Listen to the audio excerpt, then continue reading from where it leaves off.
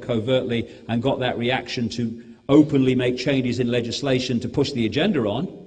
Or you get people thinking, I don't really want this to happen, but it's the only thing that we could do in these circumstances. I've heard it while I've been here, 3 days. We've got to join the European Union in Croatia because we got no choice. We never have no choice. Never. We have choices we'd like to make, choices we wouldn't like to make, and whatever. But we never have no choice. The idea that we have no choice is one of the great manipulations. Well, I had no choice. Cop out.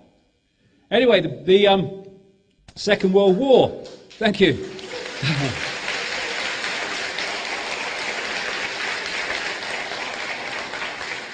I'll get into the European Union and Croatia, but not very long. It's very important. This is the problem reaction solution of the Second World War. They controlled Soviet communism. In fact, they created it through Lenin and Trotsky and all these people. They controlled the so-called capitalist West. They controlled Nazi fascism. They put the Nazi Party into power. And then they brought them into conflict in the Second World War, which was a massive problem. And then to offer the solution so that we never have another war again like that, they created the United Nations, the European Union. One of the justifications for which was if we trade together, we won't fight. We had the Bretton Woods Agreement with the International Monetary Fund and the World Bank that followed and all this stuff. And it was justified by the Second World War, which was a problem reaction solution. One of the key people that funded the Nazis so they became the power they were in the Second World War just a few years after the Weimar Republic collapsed amid fantastic inflation was the Bush family in America. Prescott Bush, the Boy Bush's grandfather, he was a major executive in a company called the Union Banking Corporation, which was owned by the Harriman family, another one of these bloodlines in America. And it interfaced with the banking and steel empire of a guy called Fritz Thyssen in Europe, and they funneled money from the Union Banking Corporation in America through to Thyssen, and he was acknowledged, of course, as one of the major funders of Hitler, because the money came from America. The Ernst Rudin, Hitler's race purity expert, had a whole floor of a German university for his research, paid for by the Rockefeller family. There are no borders with the Illuminati. They just do what's necessary to bring about the problems that they can offer the solutions to. And as a result of the Second World War, of course, the world changed fantastically everywhere. Now, there's another version of it now called no problem reaction solution. Example, weapons of mass destruction in Iraq, where you don't need a real problem, you just need to sell the perception of one, like global warming and Al Gore. By the way, there's one thing I've learned over the years about Al Gore, many things I've learned, but one key thing. If Al Gore is involved, it's a scam. And therefore, global warming's a scam. And when you start to see that 31,000 scientists have now signed a document saying there is nothing to justify the hysteria about global warming, you know you're starting to make some progress. Now, what we've had in America is a presidential version of problem reaction solution unfold before our eyes in the last few years. George Bush was brought in, only as a frontman, to create massive problems with military excursions abroad and invasions and all the rest of it. And also towards the end, right on cue of his presidency, massive economic collapse, which is far worse than they're telling because they have something else in store along those lines. Now, what they then did was bring in this man who came from nowhere, like Heli did, Barack Obama, a total con man who's involved with some real despicable pieces of work, not least a guy called Tony Rezko, a slum landlord who's now in jail for fraud, who was one of his major fundraisers through his political career. And he was brought forward and sold extraordinarily well to a gullible public as like the new broom sweeping clean. They had the big smile and all the rest of it. And his job is to come in, of course he got elected because he wasn't George Bush. I mean, you know, anyone had a chance going against after 8 years of Bush. And his job is to sell the solutions to the problems that Bush brought about. And those solutions, and we're seeing them by the day now, if you follow my website headlines, etc., and others, as the agenda is introduced by this guy. Hope-gnosis. Hope. What a waste of time hope is. It's like going round on a carousel horse hoping you'll catch up with the one in front. Because hope's always in the future, isn't it? It's never in the now. I hope things will get better. I'm going to accept this shite now because I hope things will get better. No, I want change now, thank you very much. Bugger your hope, I'll have it now, thank you. Let's get moving. So he's sold this idea, and they did it brilliantly. It was a big mind control operation. If you notice, at no point in that entire year of campaigning against Hillary Clinton and John McCain did he once give any detail about what he meant by change, hope, and something to believe in. Nothing. So what they did was create an empty screen on which the people were projecting their version of what that meant upon him, so he became all things to all men and women. Because he represented what hope, believe, and change meant to them, because he never articulated it. If he had, and he said, what I really believe is what he's doing now, he wouldn't have got elected. Change. It's all mind control, look. You put it in the subconscious, subliminal, change. Don't say anything. As the Nazis said, make the lie big, make it simple, keep saying it, and eventually they will believe it. Adolf Hitler. Make the lie big, make it simple, keep saying it, and eventually they will believe it. Exactly the same thing was played. If it works, why change it? I found this, I thought this was very appropriate to Obama. The wolf found that Shepard's clothing worked even better. That's what it is. He's a fraud. He's a fraud and a shyster on every kind of level you can imagine. And the people that have brought him to power are people from one of the most corrupt political systems in the world, Chicago. And if you're not corrupt or acceptable to the corrupt, you have no way of making progress politically in Chicago. This guy soared from nothing because he represents the same cabal that the Bush family did. One of his handlers or mentors and key advisors on foreign policy is Zbigniew Brzezinski, Jimmy Carter's national security advisor, who admitted a few years ago in a Paris Magazine interview that as doing that job with Carter, he funded and trained freedom fighters in Afghanistan to undermine the cabal government that was then controlled by the Soviet Union. And he let the Soviet Union know that he and America were doing it to try to entice the Soviet Union to invade Afghanistan, to give them, in his words, Brzezinski, their Vietnam.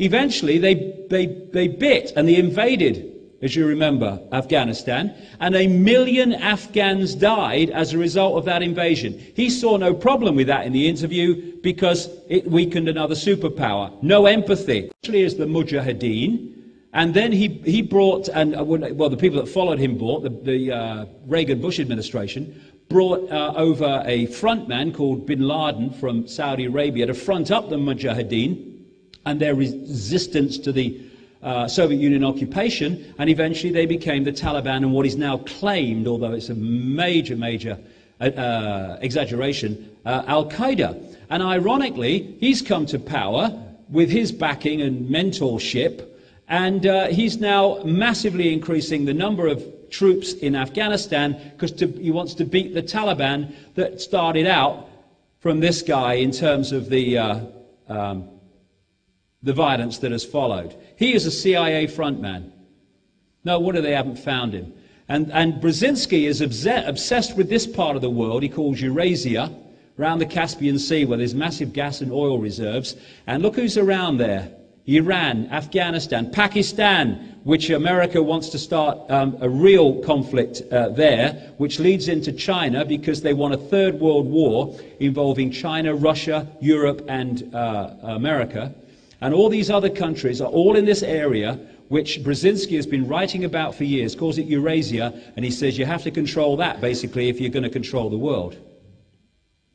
Here is one of the major Illuminati frontmen of the last 50 years. Mr. Change has just appointed him an advisor. And then, a few weeks ago, the National Security Advisor to Obama, James L. Jones, an official position, spoke at this conference on security policy in Munich, and he says this about someone who's just a backroom kind of advisor, Kissinger. Thank you for that wonderful tribute to Henry Kissinger yesterday. Congratulations. As the most recent National Security Advisor of the United States, I take my daily orders from Dr. Kissinger, filtered down through General Brent Scrowcroft, who's an underling of Kissinger, and Sandy Berger, who is also here. We have a chain of command in the National Security Council that exists today. So, how many people in America know that Kissinger is controlling foreign policy and national security? Now, this guy Brzezinski, Obama's kind of mentor and control figure, created this organization called the Trilateral Commission with this infamous reptilian bloodline, the Rockefellers, that guy David Rockefeller. And he's now a major player in Mr. Change's administration. Now, this is where the Trilateral Commission fits in. It's a series of organizations around this secret society, the Round Table, which was created in Britain in the latter part of the 1800s. And its first head was a guy called Cecil Rhodes.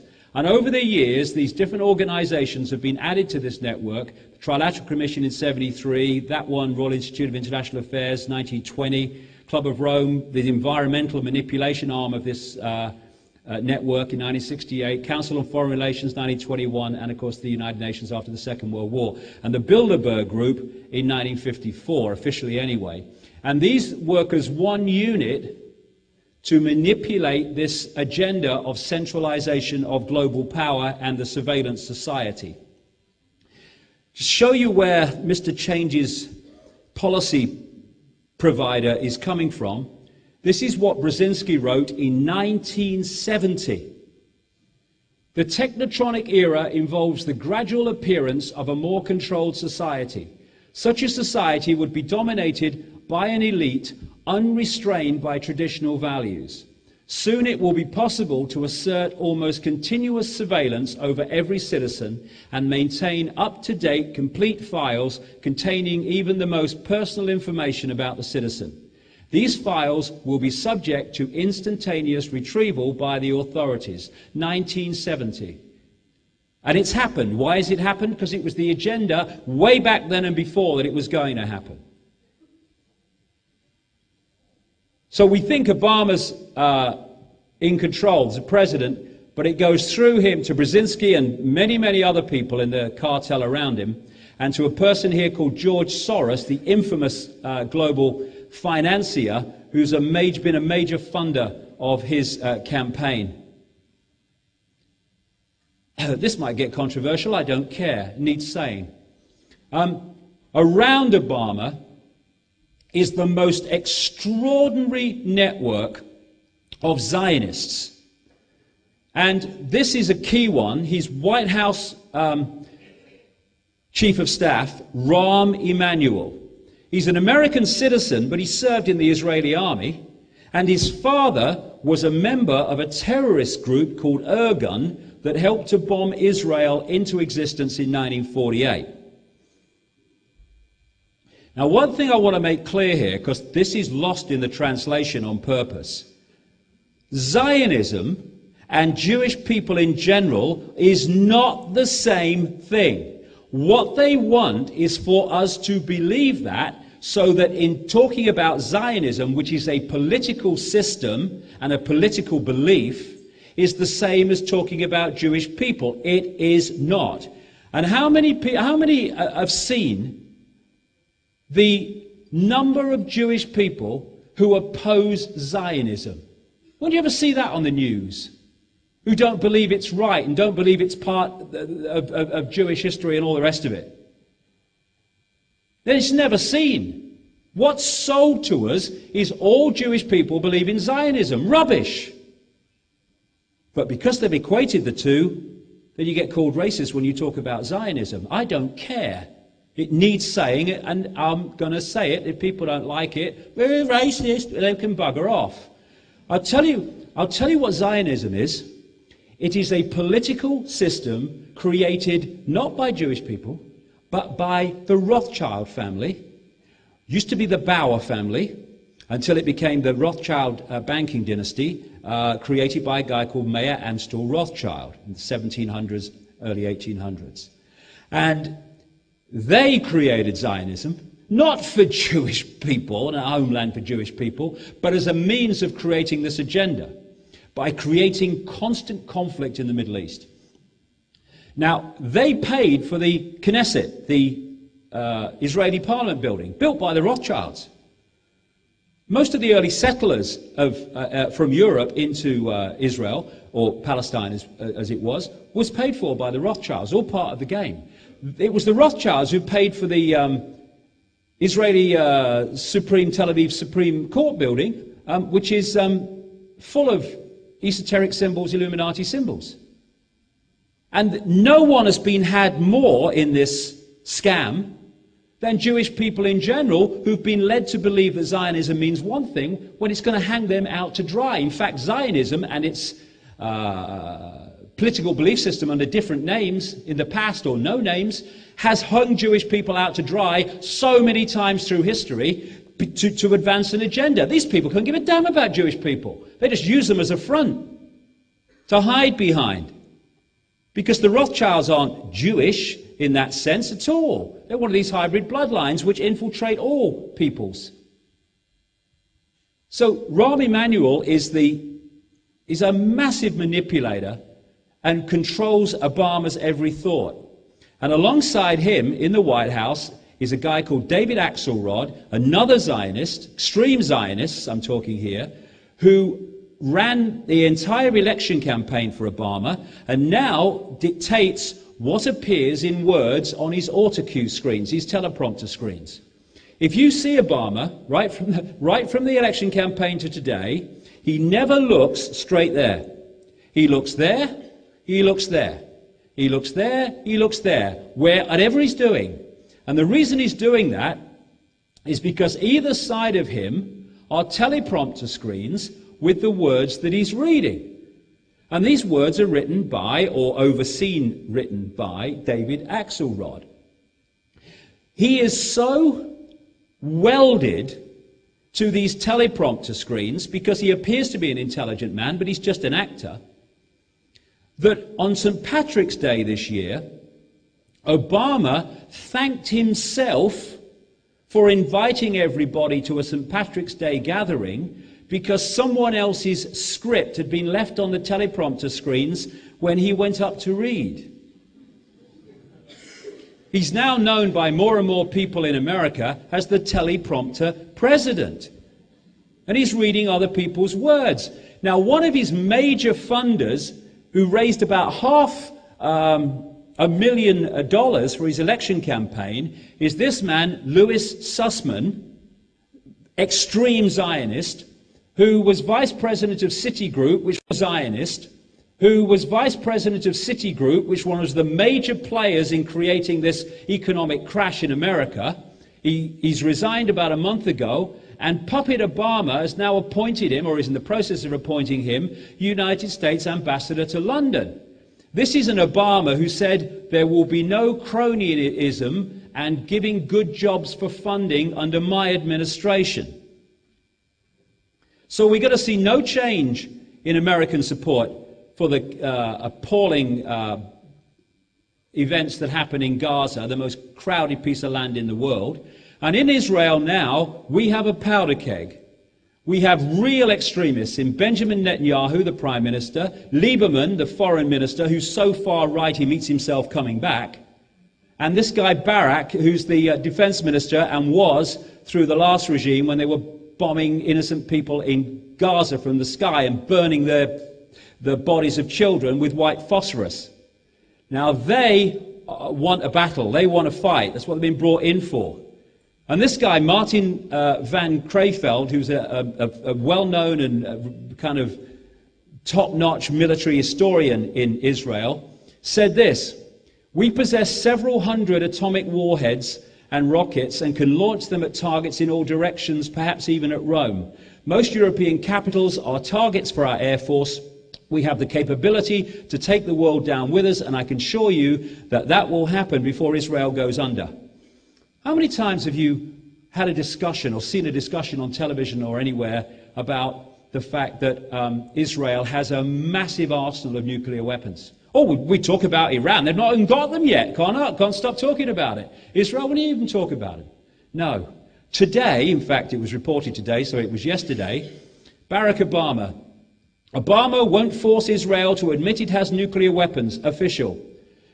US President Barack Obama's administration will not force Israel to state publicly whether it has nuclear weapons, an Israeli official says. He said yesterday Washington would stick to a decades-old US policy of don't ask, don't tell. Everyone knows they've got them. No one talks about it. World's fair, eh? This is what Zionism is about. Palestinian agreement? Are you kidding? Never wanted it. The Greenland is what Palestinians were settled in 1946, 1947, 1967, 2000, and it's got smaller since. Look at that strip of land. Most populated piece of land on the planet, Gaza. It's about driving people out, not making agreements with them. And all this stuff is all going on around this target area. What's that area like a hawk? Liar, liar. The great masses of the people will more easily fall victims to a big lie than a small one.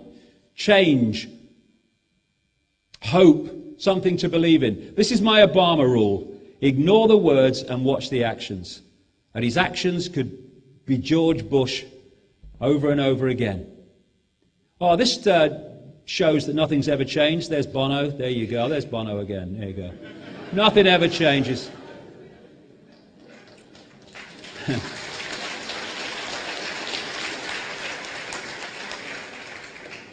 Bono's got a shyster kind of magnetic attractor somewhere in his being. I don't know how he does it, but he has. So this is the secret agenda I was talking about right at the top. And the movie, and of course the Obama scenes in the movie were, crikey, really effective. This is how it's hidden. And it's come to money. Because the control of money and the creation of money is fundamental to controlling the people.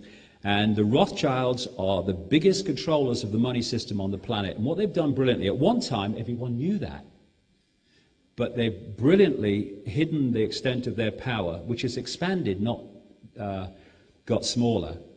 But the perception of Rothschild control has disappeared compared with what it was when it was on public display. We don't ask big questions, so here's another big question. Where does money come from? What is money? And when you ask that question, you find that it's just a figment of our imagination. When you go into a bank and you ask for a loan, say $50,000, the bank doesn't print any money or move any precious metal anywhere. It just types into your account $50,000, and you start paying them interest on that money that has not, does not, and will never exist. Just credit, figures on a screen. Because the same network of families have controlled the politicians as have controlled the banking network, they have had legislation passed under something called fractional reserve lending that allows them to lend at least 10 times what they have on deposit. So every time you put $1 in a bank, you're giving them the right to lend at least 10, 9, 10. But it's far more than that in actual fact. That's the minimum it is. And so that's how money comes into circulation. But like I say, it's more than that. So if I get $20,000, say I go into a bank and I ask for $50,000 and they give me a check which represents figures on a screen that they've created out of nothing. I then go to another bank and I'll put it in another bank. That bank can now lend 10 times that $50,000 which has already been created out of nothing by Bank A. So now I write a check for, say, $20,000. I want to buy a car or something, and the person I buy the car off puts this $20,000 in his bank. This bank now can lend 10 times that $20,000, which comes from the $50,000 that this bank lent 10 times on, which was created out of nothing by Bank A. And so it goes on, round and round and round, as that non-existent money moves. And this is how the banking system works. And people are being thrown out of their homes for not paying back money that doesn't exist, never has existed, it's just figures on a screen. Third world debt is the same. And there's another thing. If you control the creation of money, then you control whether we have a boom or a bust. Because you have a boom when there's lots of money in circulation, which creates economic activity. People need to buy more things, therefore make more things, there's more jobs and all the rest of it. You push interest rates down and people take more and more loans out, and they get more and more confident because the job's doing well, the company's doing well, so they have another holiday in a bigger house and they borrow more money, but that's not a problem, they say, because everything's going well. And then at the optimum time, and we just had it, they pull money out of circulation. Just figures on a screen, they pull them out. They'll push interest rates up, or they'll stop issuing credit. And what they're doing is taking money out of circulation. As they do that, there's not the same amount of money for the same economic activity that was there before, so people can't buy more things, so more things are not made, and fewer things are made, and so you have a depression. And the banks have been doing this for hundreds of years, throwing the fishing line out, more money in circulation, whoops, credit crunch, pulling it back in, and they're taking all the assets and what have you that they took in as collateral for the loans for non-existent money. And we've just had a massive version of that, and it's not finished yet by any means. This man, Alan Greenspan, all these illustrations like this, by the way, are by a man called David Deese, who's an American living in Sweden. He does fantastic political art. Alan Greenspan was head of the Federal Reserve in America from the Reagan-Bush administration, through Father Bush, through the Clintons, through most of Boy Bush. And through that period, financial regulation was just destroyed. And eventually a free-for-all took place, and the consequences of that came just after, just by coincidence, Greenspan left the Federal Reserve, which is a privately owned cartel of private banks, not the Central Bank of America as it's told. And so at the optimum time, towards the end of the Bush administration, they pulled the plug on this boom, this credit boom, which had been manipulated and engineered to get right out of hand. And people will say this, just quickly, people say, well, yeah, but all the bankers lose and all that stuff. Hold on, no, they don't. Some bankers lose. The people that own certain banks or run certain banks lose, but the people that control the system, they don't lose. If you control the European Football Champions League, you don't care if Manchester United beat Barcelona or the other way round, because you own the game. You can't bloody lose. And these families own the game. They own the system. Therefore, if this bank goes down, that doesn't matter, because they own this bank and they own the system anyway, and it doesn't matter, because they own the system. And that's what we need to understand to appreciate why, if a few banks go down, it doesn't matter to these people. It can be very beneficial. So what they did was get people into debt while they were watching the football and having a beer. Oh, it's great, who's going to win the Super Bowl? And oh, you go. And then they crashed it, and all hell's breaking loose in America. Oh, you go. And then they crashed it, and all hell's breaking loose in America. It's far worse. I was there for 2 months, early part of this year. I mean, there's tent cities in the bloody cities. You know, it's like, you don't see it on the news very much, but there's tent cities. There's people who a few months ago, had what they call in America middle-class jobs. They were selling cars and doing all this stuff. Now they're living in tents. It's a catastrophe in America, and it's being hidden at the moment for reasons that I'll come to. So then they bring in this guy, Henry Paulson, who was the chief executive and head of Goldman Sachs until 2006, and then became Treasury Secretary, just in time to be the man that said the only way to react to this credit crunch and all the catastrophe caused by the banks is to borrow vast amounts of money that the taxpayer will have to repay and give it to the same bloody banks that caused the problem, including Goldman Sachs while he was chief executive. And so all this money's now been poured at the banks, trillions, and it has changed nothing. They're hiding the fact that it's changed nothing for now, but not for much longer. So then we had this difference. Here we have Bush justifying this throwing money at banks. I won't read it all because I want to get through, because time is short with all I want to get through. But one of the things he said to people on a television broadcast: if you own a business or a farm, you will find it harder and more expensive to get credit.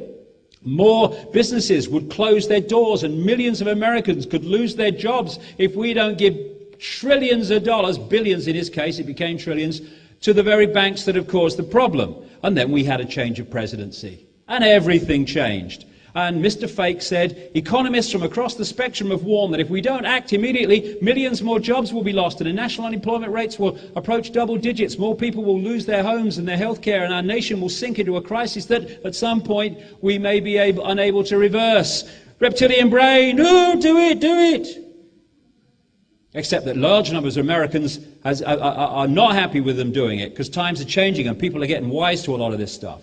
Again, be afraid, be very afraid, because we've now invented the monster. It's called the credit crunch, and fearing your financial future. And so what does Obama do?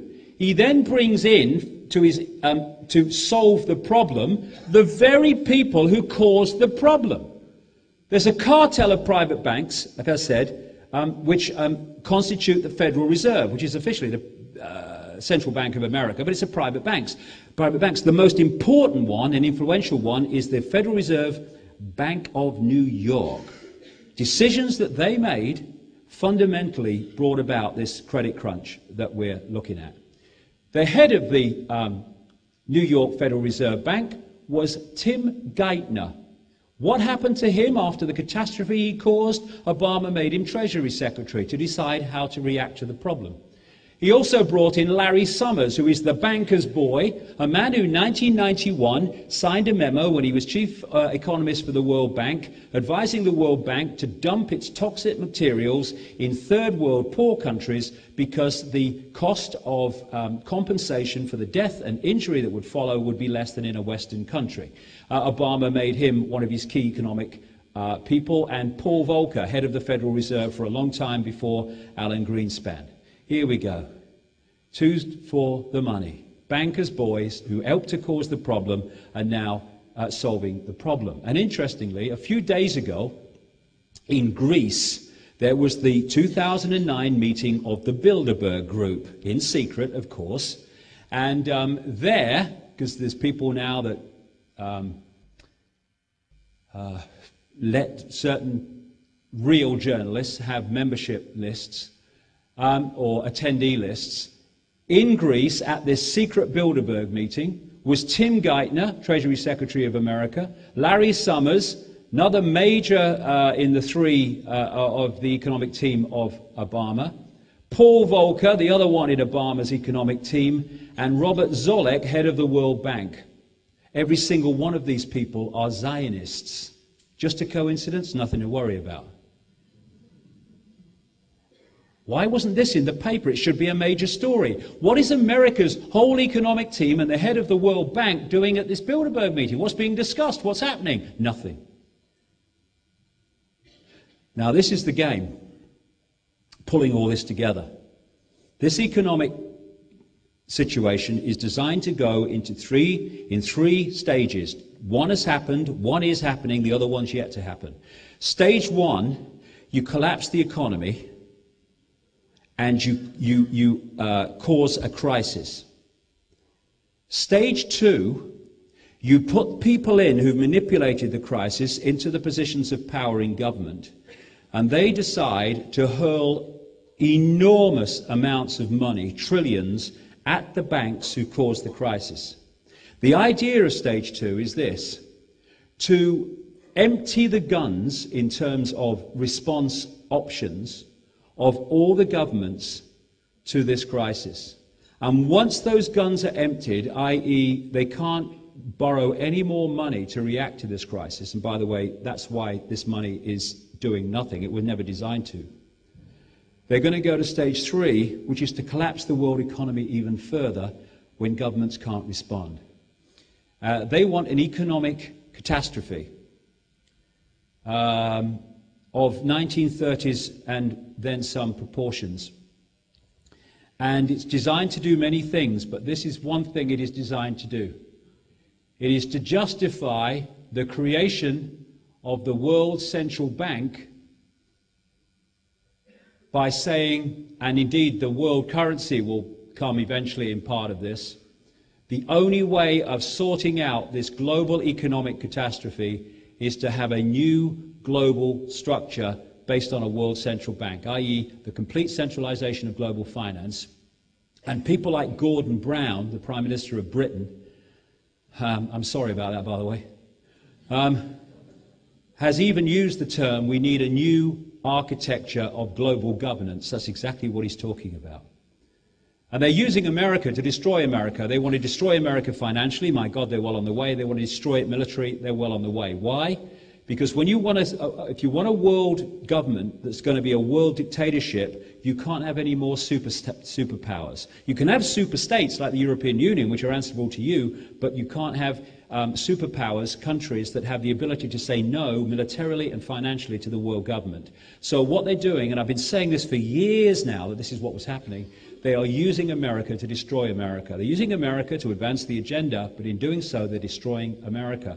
And they want to absorb America into a North American Union, their version of the European Union. So it really it's been starting for a long time, but 9/11 really motored it on, which was, of course, an inside job, which I'll go into in my books. But this is what, in 1997, Brzezinski said. Moreover, as America becomes an increasingly multicultural society, it may find it more difficult to fashion a consensus on foreign policy issues, except in the circumstance of a truly massive and widely perceived direct and external threat. War on terrorism. Jet fuel, that's a good one. These are buildings in other parts of the world. That one's not collapsing, it's actually the design. It leans like that, it's design. That have been subject to infernos of enormously greater magnitude than the Twin Towers. Not one of them collapsed. Never mind like a controlled demolition house of cards. Smells like bullshit. The official story of 9/11 has just left the building. When history repeats, do we notice? Hitler burns down the Reichstag, Parliament building, blames it on someone else, justifies a dictatorship, etc. This is Donald Rumsfeld in 1983, meeting Saddam Hussein on behalf of the Reagan-Father Bush administration to arrange for chemical and biological weapons to be shipped to Iraq from American companies to be used against Iran. This is a report of 2002, when this became to light in official documents.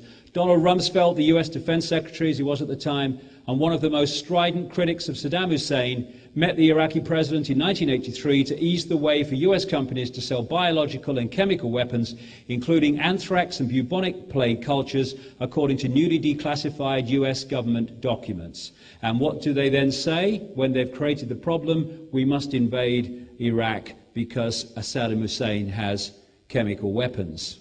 Another coordinate method of manipulation, the totalitarian tiptoe. This is a good one. You're at A, you know you're going to Z. You know if you go in too big a leap, then the change is going to be so big in society that people are going to look up and say, what's going on? So you go from A to B, then to maybe D. You go as big as you can, but not big enough to cause too much of a reaction from the people. And in all areas of our lives, this totalitarian tiptoe, as I call it, has been going on. I love this. Fascism, you really think it will be this obvious? It's being done in increments, but those increments have got so far down the road now that in many countries it is becoming more and more blatant and obvious. And it's the totalitarian tiptoe that allowed this to go from a free trade area to a centralized dictatorship, which is what it is today.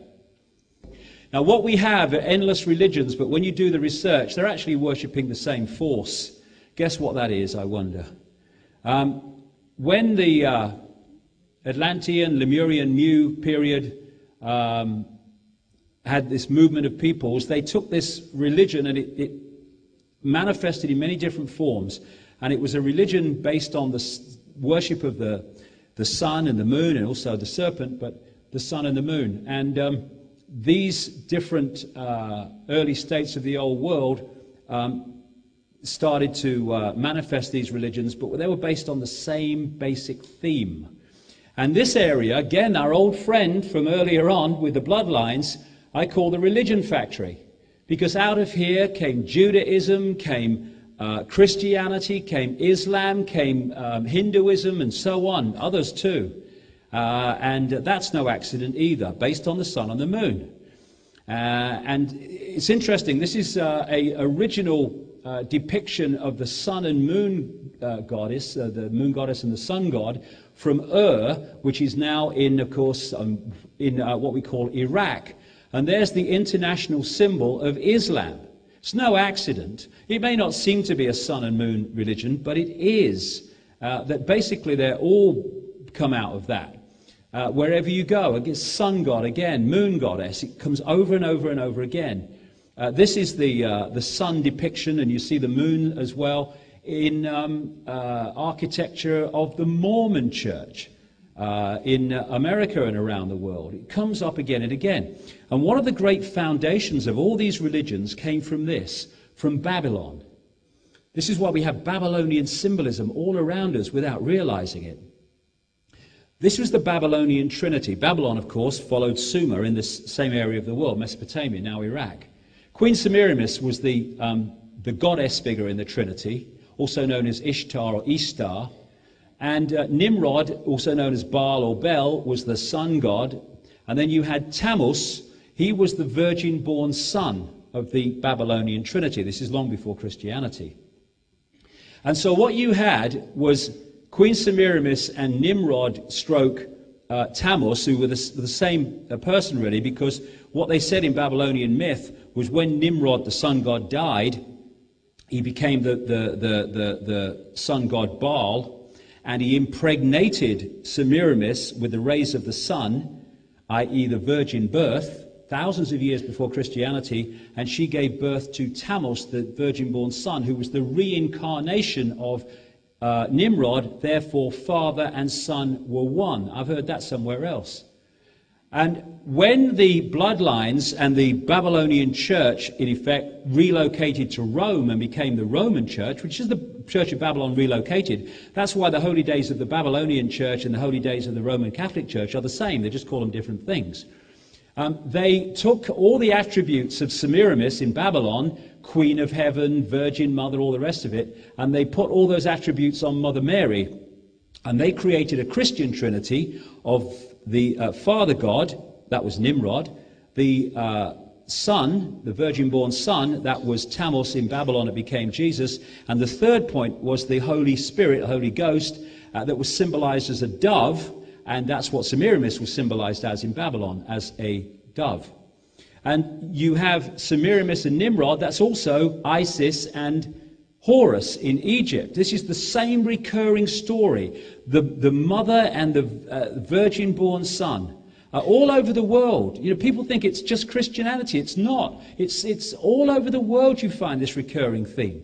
It's in Central America and all over.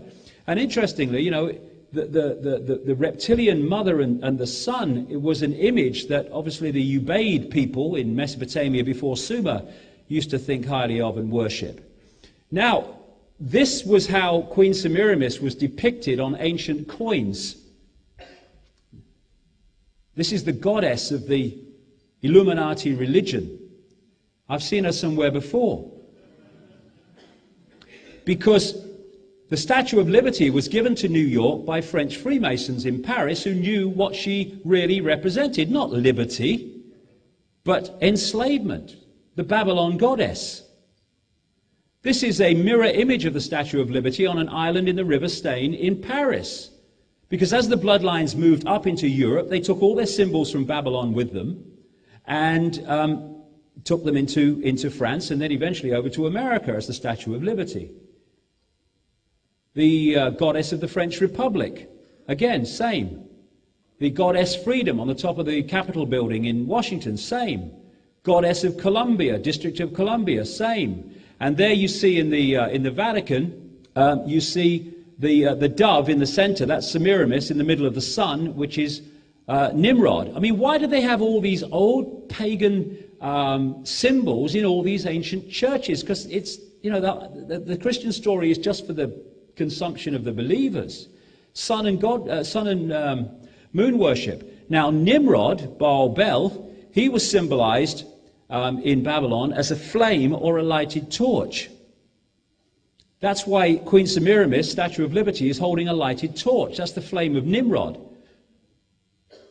And she's standing on a symbol of the sun, though not many people know that until you see it from above. This symbolism is everywhere. This is a massive and exact replica of the flame held by the Statue of Liberty on top of the Pont d'Alma tunnel, just above where Diana died in 1997. That's where people, as you see, still take their tributes to her.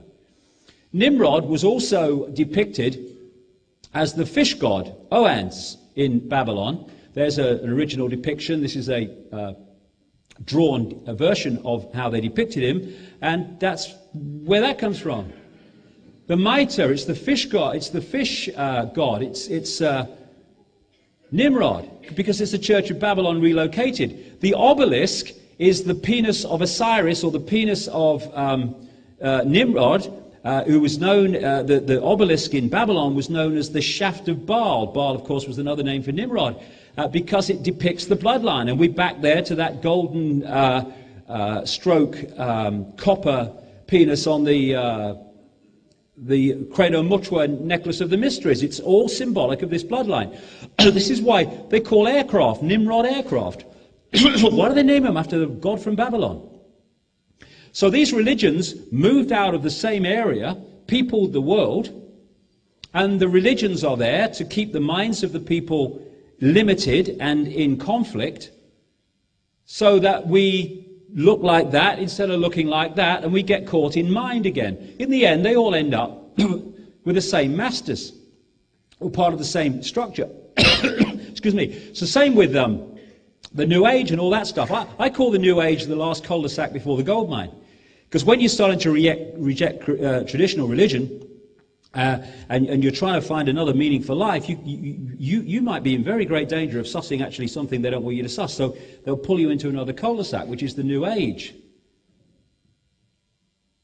where they also worship Jesus under Sananda or somebody.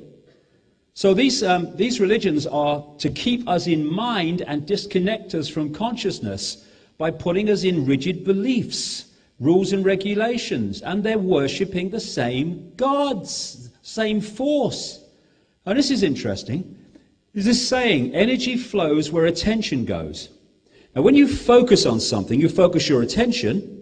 Again, what you're focusing on, real powerfully, is your decoding system, is you are focusing energy, your energy upon that. Now worship is a very, very powerful form of focus. And so religious worship, when you really kind of mean it, focuses enormous amounts of energy. I went to see a guy in about 50 miles south of Salt Lake City. It was Mormon country, to say the least. And he lives in this little valley area with loads of houses. And he's got this ethereal being that works in the ethereal energy field, which is just outside of visible light. And he was telling me, he's one of these genius guys who people like Lockheed call in when they've got a problem no one can solve. They call him in and away they go. But he's one of these inventors. And he was telling me, he said, this ethereal machine works with ethereal energy. It will not work when the Mormon churches are full at the weekends and everyone's worshipping, because of the energy being generated by those churches in the services, because there's so many in that little valley. So energy flows where attention goes. Energy flows where attention goes. Energy flows where attention goes. Energy flows where attention goes. Energy flows where attention goes. Energy flows where attention goes. It's an energy trawling, because if something is symbolic of something, even if you don't realize it, what it is symbolic of draws that energy that you're using to focus on that symbol. And these religions are full of symbols that actually mean the reptilian gods, the reptilian entities, and people focus on them, not realizing that's what they mean, but by focusing on that symbol, these entities draw that energy. They're all worshipping the same gods. I mean, what an image for a religion, that torture. And that's another symbol that you find around, the brazen serpent, as they call it. Religion is mind. They're mind constructs. That's why I said earlier, if you became conscious, there would be no religion. Because do you think consciousness worships itself as a deity? No. It knows it's all that is. It doesn't need a religion. It is all that is. And of course, through mind constructs, they play the mind constructs off against each other. It means that they've got a massive vehicle for divide and rule, as we've seen through the years. And the idea is, and religions do it so powerfully, to put people in this state and shut off the channels to consciousness. Another coordinate, the secret society network worships the same gods as the religions do. And they use the same symbols. The eye of Ra from Egypt, the all-seeing eye on AOL, on CBS, Columbia Broadcasting. Columbia means the dove. Comes from the French word for dove is columba, but in Rome they used to worship Semiramis under the name Venus Columba, Venus the dove, which was the symbol of Semiramis in Babylon. The all-seeing eye here in the Illuminati and on the dollar bill. These are the same gods and symbols that they've manipulated religion to worship. So you have that rising sun on the 33rd degree of Freemasonry building there, and then you have the rising sun over that depiction in the Vatican in Rome. I got into a Freemason lodge once in Boston because there was no one there. It was like the Mary Celeste. I just kept walking, taking pictures and stuff. And what I found was this, again, rising sun figure, which you find again and again. Outside this Boston lodge, which is a very big one, was also a sun figure. This is the 33-degree Supreme Headquarters of Freemasonry, and again, it's in Washington, D.C., just down from the White House, and again, you have the rising sun of the Illuminati, the bloodlines. That's what you get above Downing Street, the Prime Minister's residence. Not only is it symbolic of the sun, they've got the rays of the sun coming from around it. That's the sun chair of George Washington, who was the first president of the United States and a high Freemason, like most of them have been. This is NBC News, again, the same feel, the rising sun. This is the Boston Freemasonic Lodge outside. This is the Mother Lodge of Freemasonry in London. Started, I think, in 1717 or something like that, 1700s. And it was from here that Freemasonry was launched into what became the United States. Where did they put the Mother Lodge of Freemasonry? In Great Queen Street in London. Great Queen was one of the Babylonian names for Semiramis. They're worshipping the gods of Babylon and the Trinity of Babylon, so are the religions. So when we have Virginia, the state of Virginia, which was much bigger than it is now, when the Europeans came into the Americas, it was supposed to be named after the Virgin Queen, Elizabeth I of England. No, it wasn't. It was named after the Virgin Queen of Babylon, Queen Semiramis. So you have the pyramid structure of the secret societies, and as you go up, they tell you things and reverse what they told you further down, and so it's basically a pyramid of ignorance. And even at the top levels, they're not really the top levels, they're only the official top levels. So the way they've structured society is just like a secret society structure, in levels of awareness, and only the people at the top know how it all fits together. It's the same in the secret societies. So like I was saying, you have the secret societies we know about, Knights Templar, Freemasons, etc., but they feed out of their official peaks, the chosen ones, overwhelmingly by bloodline, into the Illuminati levels, which don't officially exist, and that's where the real action is. That's where the real knowledge goes on, and even that's fiercely hierarchical. Why? Because the reptilian brain is fiercely hierarchical and obsessed with hierarchical structures of power. Now, you can also see this and symbolize this in terms of a spider and a spider's web. The spider in the center is the inner sanctum of the global manipulation, well away from the eyes of the public. Each of these strands in the web represents a secret society or an organization that is ultimately answerable to the spider.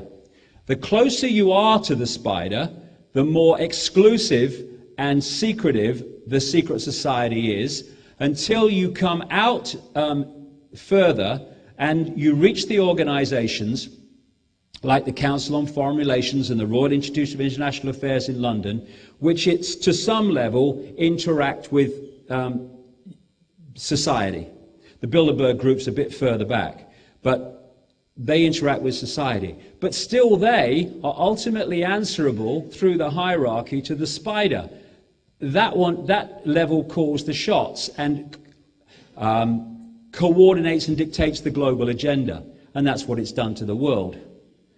The Jesuits are close to the spider, started by Ignatius Loyola, the Society of Jesus, and Adam Weishaupt, who was the official head of the Bavarian Illuminati, which was very active at the time of the French Revolution, etc.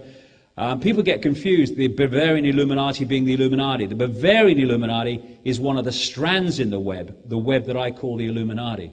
So the Jesuits connected again into the Church of Babylon, Rome, is near the spider, and the head of the Jesuits is called the Black Pope by researchers, and he's far more powerful than the real one, the current one there. You've got the Knights Templar, which has been made famous in more recent years by books by Dan Brown and Holy Blood, Holy Grail and stuff. And the Knights Hospitaller of St. John of Jerusalem, who are now called the Knights of Malta and other names, they go back to the 1100s and just before the time of the Crusades, right through to the present day. And again, they connect into the Roman Church, the Church of Babylon.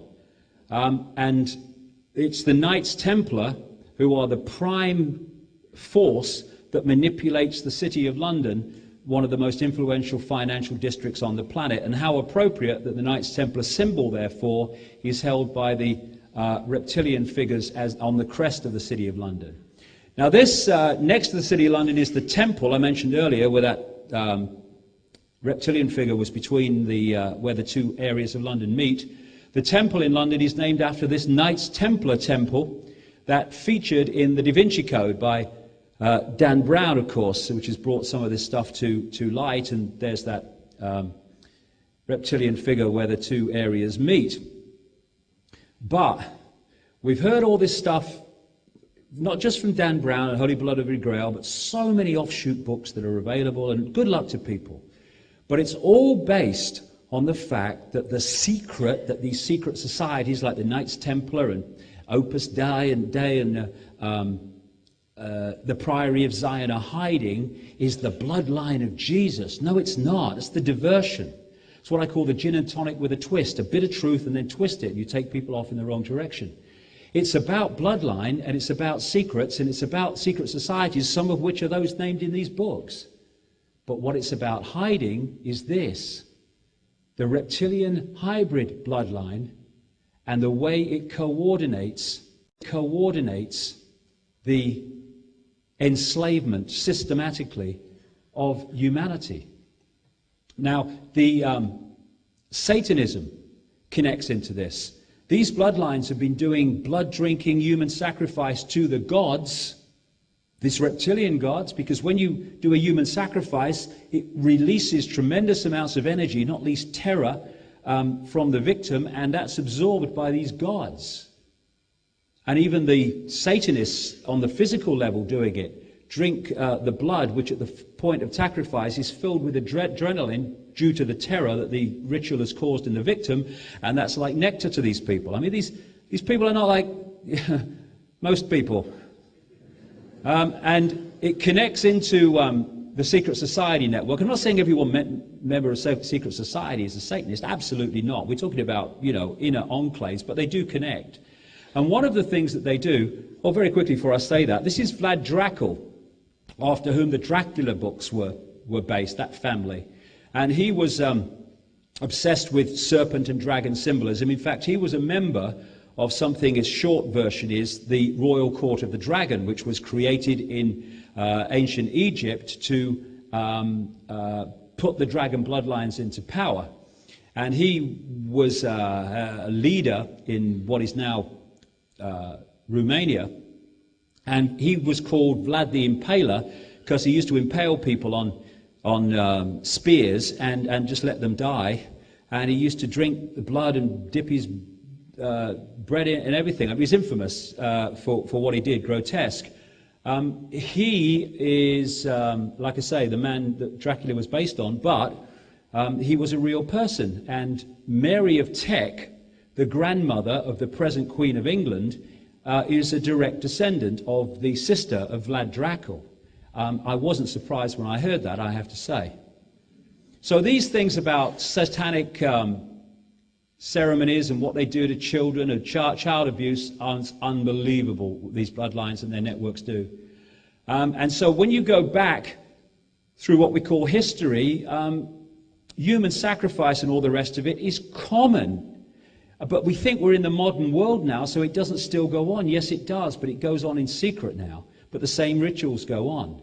If anyone saw a movie, the last movie of Stanley Kubrick called Eyes Wide Shut, where there was this ritual in this stately home in America and all the rest of it, that is absolutely spot on what happened. And Stanley Kubrick, after he made that film, it was delivered to the film company, and the executives watched it, and within a very short time, according to someone who's writing a biography of Kubrick, it was about an hour or so, he mysteriously dies of a heart attack. And what I know from the same person who's researching this for a biography, like I say, of Kubrick, is that the executives took 15 minutes out of that film for what was actually shot. That's why some parts of the film seem to jump. It's because they took 15 minutes out of it. Now, what the hell was in that when you see what was actually in it? Because it was so accurate, but mild in terms of what these bloodlines get up to. And places like Bohemian Grove in America are becoming, more and more well known. People want to find out where the elite of America and further afield go and do their rituals and what have you every year, July usually, and so they're coming up not far now. And there they, in the 2,700 acres of redwood forest in Northern California, the Bush family and the Bill Clinton and all these executives of the banking system and all the rest of it, Kissinger, they worship this 40-foot stone owl. These people in their gowns and everything. And interestingly, Queen Semiramis, this is an original Babylonian relief depiction of the Babylonian goddess, also known as Ishtar or Ishtar. She was depicted as symbolically with the owl, connected to the owl.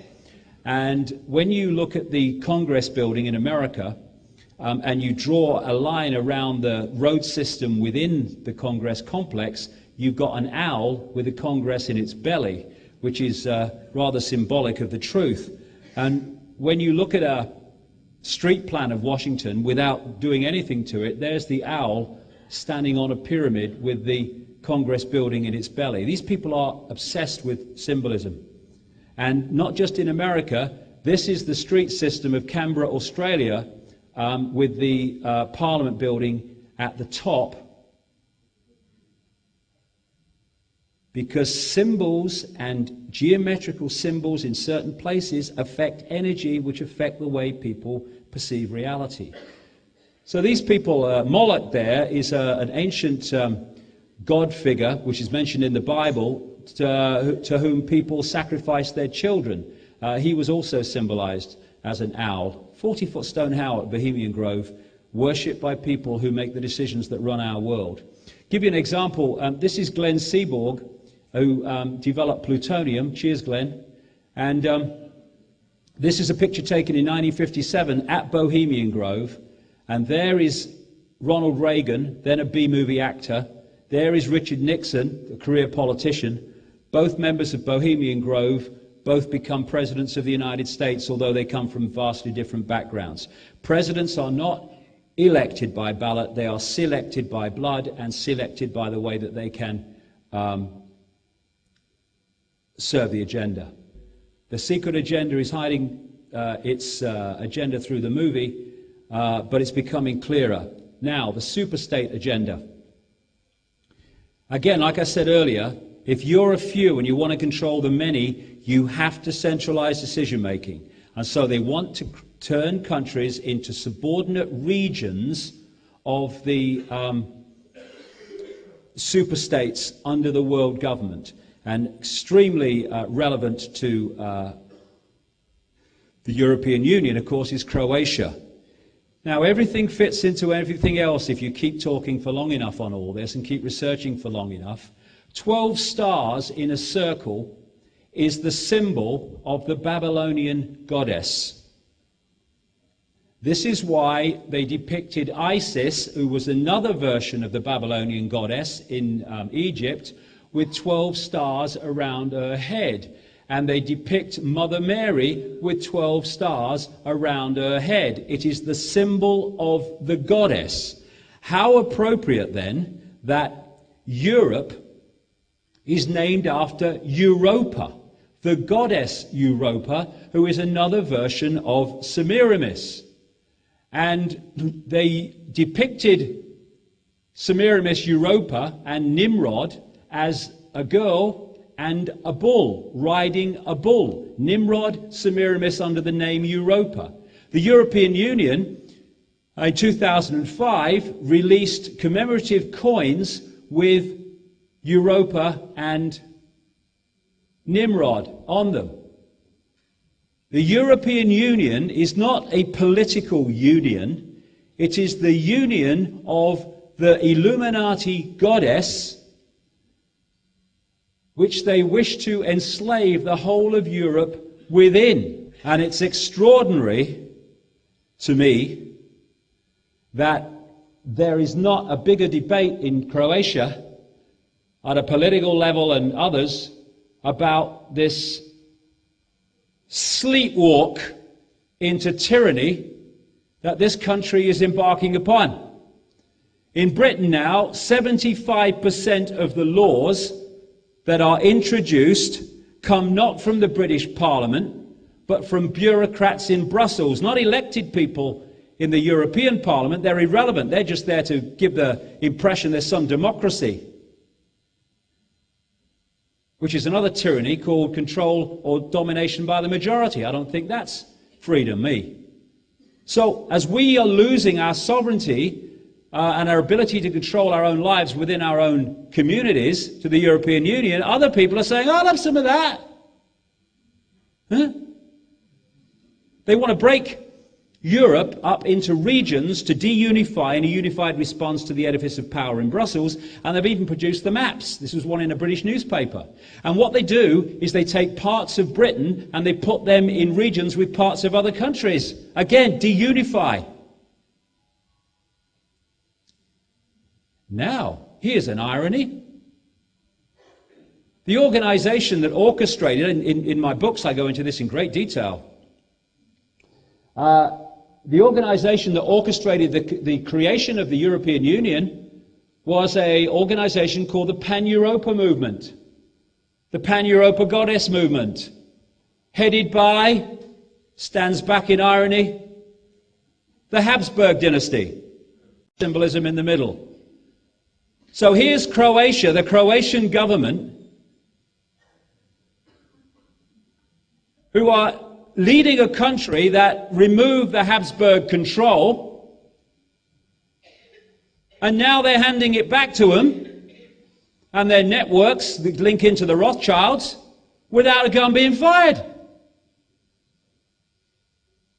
And what is about to hit this country when that document is signed, people have no idea. The whole way of life of this country is finished within a matter of years. There's the European Union, controlled by bureaucrats in Brussels, unelected. 500 million people. and there's Croatia. Do you think it will have a say? Anybody think it will have an influence? And once you sign the document, the Croatia becomes subject to anything they decide in the bureaucracy. And I'm told, I'm not here long enough to be an expert, I wouldn't claim to be, I wouldn't patronize you by saying I am, but from what I'm told, there's no debate worth the name going on in politics in Croatia between different political parties about going into the European Union. Well, they should be friggin' ashamed of themselves, given what they're about to impose upon this nation and upon this land. Why?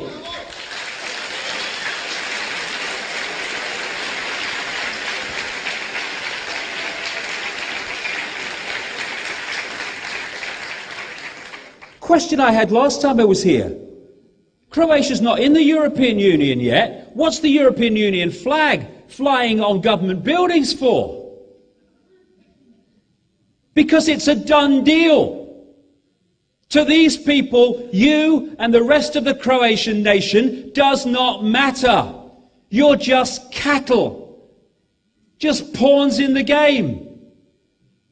Have a referendum and let them choose. Are you joking? They might say no. Now we talk about tanks and armies gathering on the border about to invade a country. Well, that's happening to Croatia now, except they're not tanks. They are piles and piles, mountains and mountains of legislation, sub-clauses, triplicates, fine detail dictating how everyone lives their lives, what they can do and what they can't do, what the government can do and can't do. Because any law, once you're in, passed by the Croatian parliament that is at odds with a law decided by bureaucrats in Brussels, then the law passed by the Croatian parliament becomes invalid. See, Britain went into the European community, now the European Union, thanks to that guy Ted Heath I mentioned earlier, signed us in as Prime Minister. And I've watched the totalitarian tiptoe of more and more centralization, more and more legislation, more and more sub-clauses and regulations and rules, building up and building up and building up, year after year, month after month, decade after decade. And we kind of seen it happen right up to the present day. It's not been nice, but at least, you know, you've seen it happen. All of that is now piled up on the Croatian border. And all of that becomes the law that Croatian people must abide by, and governments, companies, individuals, the moment those documents are signed. Tidal wave. That's what it is. A tidal wave of legislation, of do's, don'ts, can'ts, musts, are about to devastate the freedom of this country to make its own choices. And no bloody debate. They're doing the same in America. They're very, very close to introducing the North American Union. Well, they'll bring Mexico, United States, and Canada under one government and with one currency. Working title, least working title, is called the Amero, to replace the dollar, the Canadian dollar, and the peso. That would never happen unless there was economic catastrophe in America. Oh, there's economic catastrophe in America. And during the Nixon administration, they produced a planned regionalization of the United States, just as they've done in Europe. And so as this moves on, we have now a name for it, globalization, which is the centralization of every area of our lives. It is the agenda I've been talking about for nearly 20 years, now appearing before our eyes. And what we see with the protests and the left And good luck to them with the protests and all that stuff. They protest against globalization, but they're missing such a point. Oh, please. This is not about big bad corporations being greedy. It is on one level, but the corporations are not the originators of globalization. They are the vehicles for it. And if all these different protest groups, protesting against war, protesting against unfair trade, protesting against globalization, would just realize they're all protesting against the same core force that's responsible for all of them. If we realize that, we might have just some chance of coming together. Because it's funny, not funny, aha, funny, oh my God, that left in politics are some of the most resistant to accepting that there is a global conspiracy. And one of the reasons for that is it means their whole worldview has to change. Because it's not us and them anymore. It's that group which control both us and them. They don't want to move that. They want to hold on to the old paradigm of us against them, right against wrong, right against left, good against bad. Political correctness is part of it. This is a politically correct sign. I love this. Caution, this sign has sharp edges. Do not touch the edges of this sign. Then at the bottom it says, also the bridge is out ahead. You know, it's a crazy world we're living in. So, programming the body computer. I'm going to go quickly through this because we need a break. They know the body's a computer and therefore they know it can be programmed. The microchip, which I've been talking about and writing about for years, is now slowly but surely being introduced. We need to not accept that big time.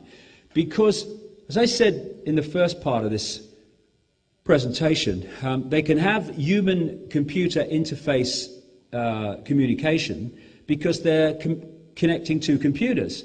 Well, a microchip can affect a computer system, a biological computer system. Microchips are not just for electronic tagging, though that's part of it, so the computer knows where you are all the time. Once you get a microchip inside you, they can start to manipulate you externally, mentally, physically, and emotionally. Because they are affecting the body computer systems. Therefore, they're affecting electrochemically and physically. And they're much smaller than this now. And like I say, this is what they want, barcoded people. It's all hypnotism to put us in the vibrational prison.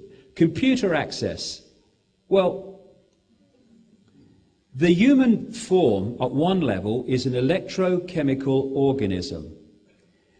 To be optimum physically, mentally, and in terms of receiver transmission, connection, it needs to be in some sort of electrical chemical balance. If you destabilize that electrical chemical balance, you make it much less effective as a thinking, emotional, feeling receiver transmitter. And this is what shite food has done. You know, people say, oh, the American culture's everywhere. It's not. America is a mind control laboratory set up for that purpose.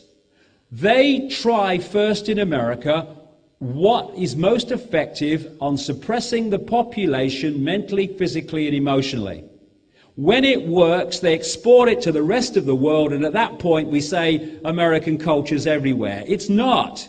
It's the mind control, physical manipulation, mental and emotional manipulation techniques that have shown to work in America that the rest of the country then physical manipulation, mental and emotional manipulation techniques that have shown to work in America that the rest of the country then gets. That's why fast food, soundbite news, and all the rest of it has come out of America. I feel for Americans because they really are at the forefront of this in so many ways. And all this stuff is designed to access the body computer and destabilize it. MSG, by the way, what is that? It's a flavor enhancer. What does that mean? It means tricking the brain to decode more taste than is actually there. They know how the bloody system works.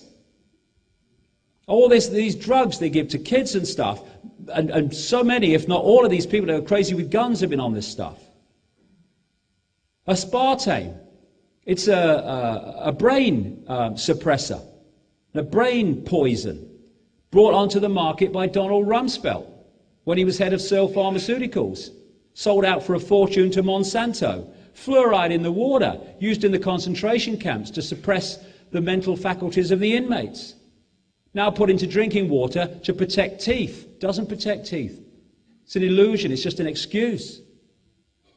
Frankenstein food, genetically modified food from Monsanto in St. Louis, one of the most monumental Illuminati companies on planet Earth that now is the supplier of aspartame. And the genetically modified food is designed to genetically modify us because DNA affects DNA. You are what you eat. And if we continue to eat what they're giving us, then my God, what we are going to be beggars belief. Vaccines. I know what it's like in Croatia, in Britain now, in America. Children 18 months old, by the time they're 18 months old, they've had 25 vaccinations and combinations of vaccinations. There's a developing, forming immune system which is bombarded by poison on a staggering scale to protect the children from diseases that were in free fall before the vaccinations came in. Because we have an immune system which is designed to sort out these things if left to its own devices, and if through good nourishment and good health, which the rest of this stuff takes away, we build to its optimum power. What we're doing is undermining every single young person's immune system in its very formation by bombarding it with this chemical shite and all this other stuff that's in vaccines. And we're devastating immune systems and opening them up to other things later in life, which a strong immune system would not have allowed to happen. My son, he's 16, this audience today, he's never had a vaccination in his life. Healthy as the day is long. He had a health test a few years ago, maybe 2 years ago, and the guy said, you're the healthiest person I've ever tested. Never had a vaccination. His mates at school were getting diseases they'd been vaccinated against. He wasn't. Now I'll finish with this and I'll be quick. The carbon con. This is so important because this is being used to sell so many parts of this agenda. The idea that human-caused carbon emissions are changing the climate. Well, if pigs could fly, I would agree with it. Last time I looked, they couldn't. I'll go back to this network of organizations. One of them is the Club of Rome, set up in 1968 to use the environment to manipulate this agenda. Now, I was a national spokesman for the British Green Party in the 1980s. I have no problem with protecting the environment, to say the very bloody least. But that's not what this is about. In 1991, in a publication called The First Global Revolution of the Club of Rome, its founder, Aurelio Pecci, said this: "In searching for a new enemy to unite us, we came up with the idea that pollution, the threat of global warming, water shortages, famine, and the like would fit the bill." And that's what they've done. Greenhouse effect. This is the Idiot's Guide. I saw this on the internet. I thought it was funny. Anyway, the idea is that because of greenhouse gases like carbon dioxide, which is a minute greenhouse gas, the vast majority, right up into the 90% of greenhouse gas, is our water vapor and clouds. Let's ban them. The amount of greenhouse gas in the atmosphere by percentage of carbon dioxide is minimal, and the human element of that is a fraction of that. And by the way, without carbon dioxide, we couldn't live on this planet. There'd be no sodding vegetation, but now it's the fricking enemy. Enter Mr. Scam. Mr. Reptilian Hybrid Gore. They must have been psychic when they named him Gore. This guy has not only sold a monumental lie and refuses to debate, by the way, with scientists, 31,000 of which have signed a document saying there is no justification for this and nothing to support it on the scale he's talking about.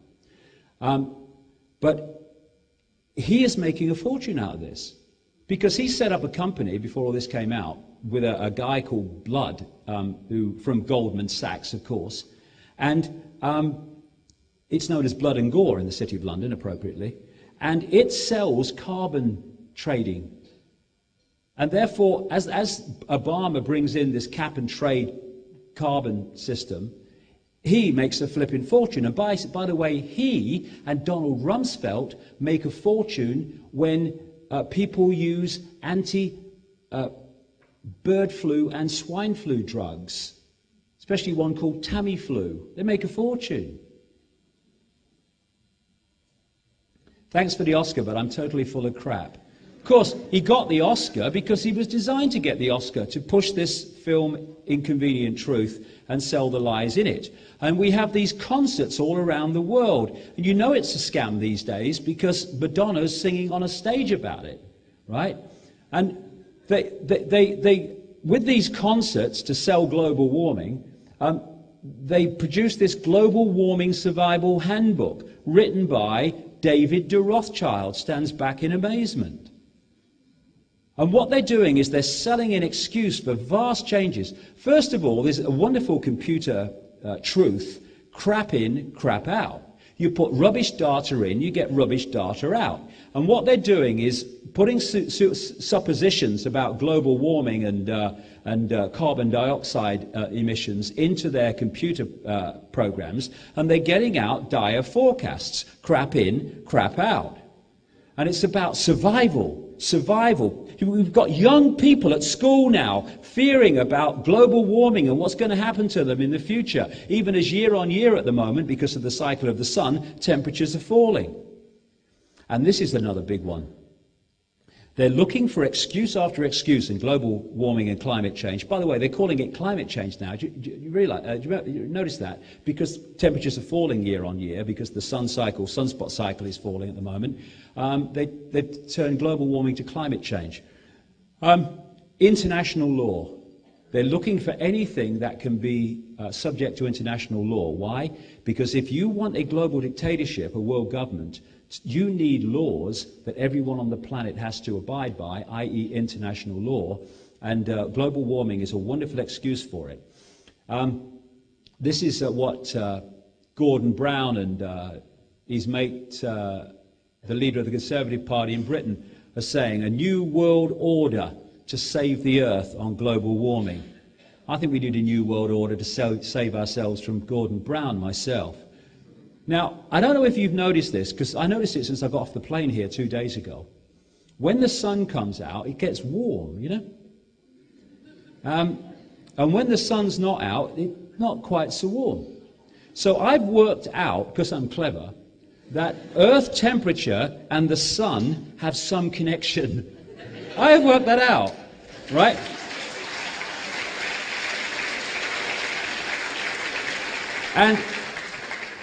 And there are cycles, some of which are more powerful and less powerful, but there are cycles, and there's some strange things going on now, because we're in a low cycle that is really low, and there's cycles of sunspot activity where the sun emits these fantastic projections of energy known as sunspots, some of which are as big as Jupiter, most are as big as the Earth or bigger. And this is the recent cycle where they get bigger and bigger and bigger and bigger and bigger, and then they wind down. There's fewer and fewer of them. And then we've gone into the low side of it, and that's why temperatures have been falling, and they've changed global warming to climate change.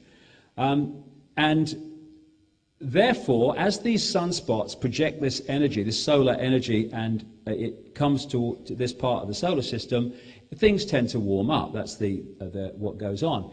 And this is why, in the period where temperatures went up for a while, as part of the cycle, then temperatures also went up on other planets. And it's kind of funny because David de Rothschild was on the Alex Jones show in America, And he was asked why, if global warming is, on Earth is caused by human carbon emissions, why the temperature of Mars is also going up. And he said, because Mars is closer to the sun than the Earth. So, didn't get a good education at that time, I have to say. With all that money, too. Now, in the medieval warm period, as scientists call it, about 800 years ago, 1,000 years ago, or 1000 AD, temperatures were much, much higher than they are today. So the question is, how did that happen? How could it be? Turbocharged handcarts? Is that what it was? Carbon emissions from hand plows? What was it? It was the sun, a sun cycle. And by the way, the medieval warm period was a time of great abundance. When it gets really cold, that catastrophe happens. Like when we went into the Little Ice Age, which followed the medieval warm period. And so many of it's the hottest temperature since records began. And you say, well, when did records begin? And they go, 1800 and something. First of all, that's 5 minutes ago in Earth climate cycles. And B, it's right in the bloody coming out of the Little Ice Age, and earlier, right in the Little Ice Age. Of course it's a lot warmer now. Thank God for that. In the Little Ice Age, you still see this depicted in Christmas cards in England every year. They used to have ice fairs on the River Thames. Because it froze so solid, they had fairs actually on the Thames. And then as we came out of the Little Ice Age, sunspot activity started to increase, and temperatures increased. Stands back in amazement. And if we bring it up to closer to the present day, it continued. It went up, sunspot activity, to about 1940, and then went down to 1975. Earth temperature went up to 1940 and down to 1975, and then after 1975 it started to climb. And now it started to, over the last few years, go down again. But they're repetition. Now I saw this guy. Like me, this is no anti-environmentalist. He was a former advisor to Greenpeace and lead advocate for Greenpeace. And he goes around now doing presentations saying, for goodness sake, don't listen to them. And he points out, behind the scenes, there's major disagreement among scientists. You don't hear about that because only those that say it's true get in the news on any number.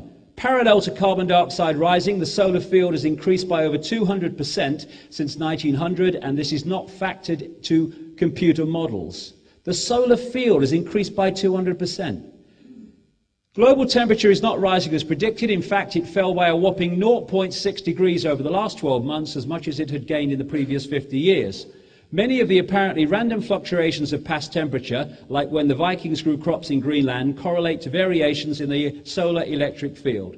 Between 1983 and 2001, cloud cover, according to the International Satellite Cloud Tech Climatology Project, fell by 4%, more than enough to heat oceans and account for global warming. A spate of recent science shows that temperature oscillations are timed by solar cycles, that the jet stream is affected by the solar wind, and that past high and low points in the solar cycle correlate with past temperature swings. It's a scam.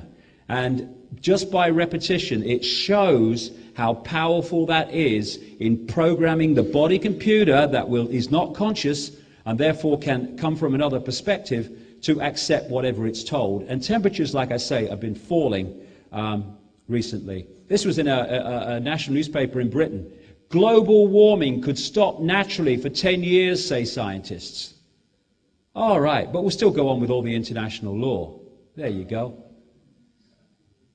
This is a guy, I won't go into this, but this is a guy who is the chief advisor to Al Gore on climate change, and he's been exposed as fixing the figures, publicly exposed as fixing the figures when they didn't fit in terms of the temperature rising. And of course, Mr. Change, Mr. Fake, has appointed in his energy and environmental departments all supporters of Al Gore.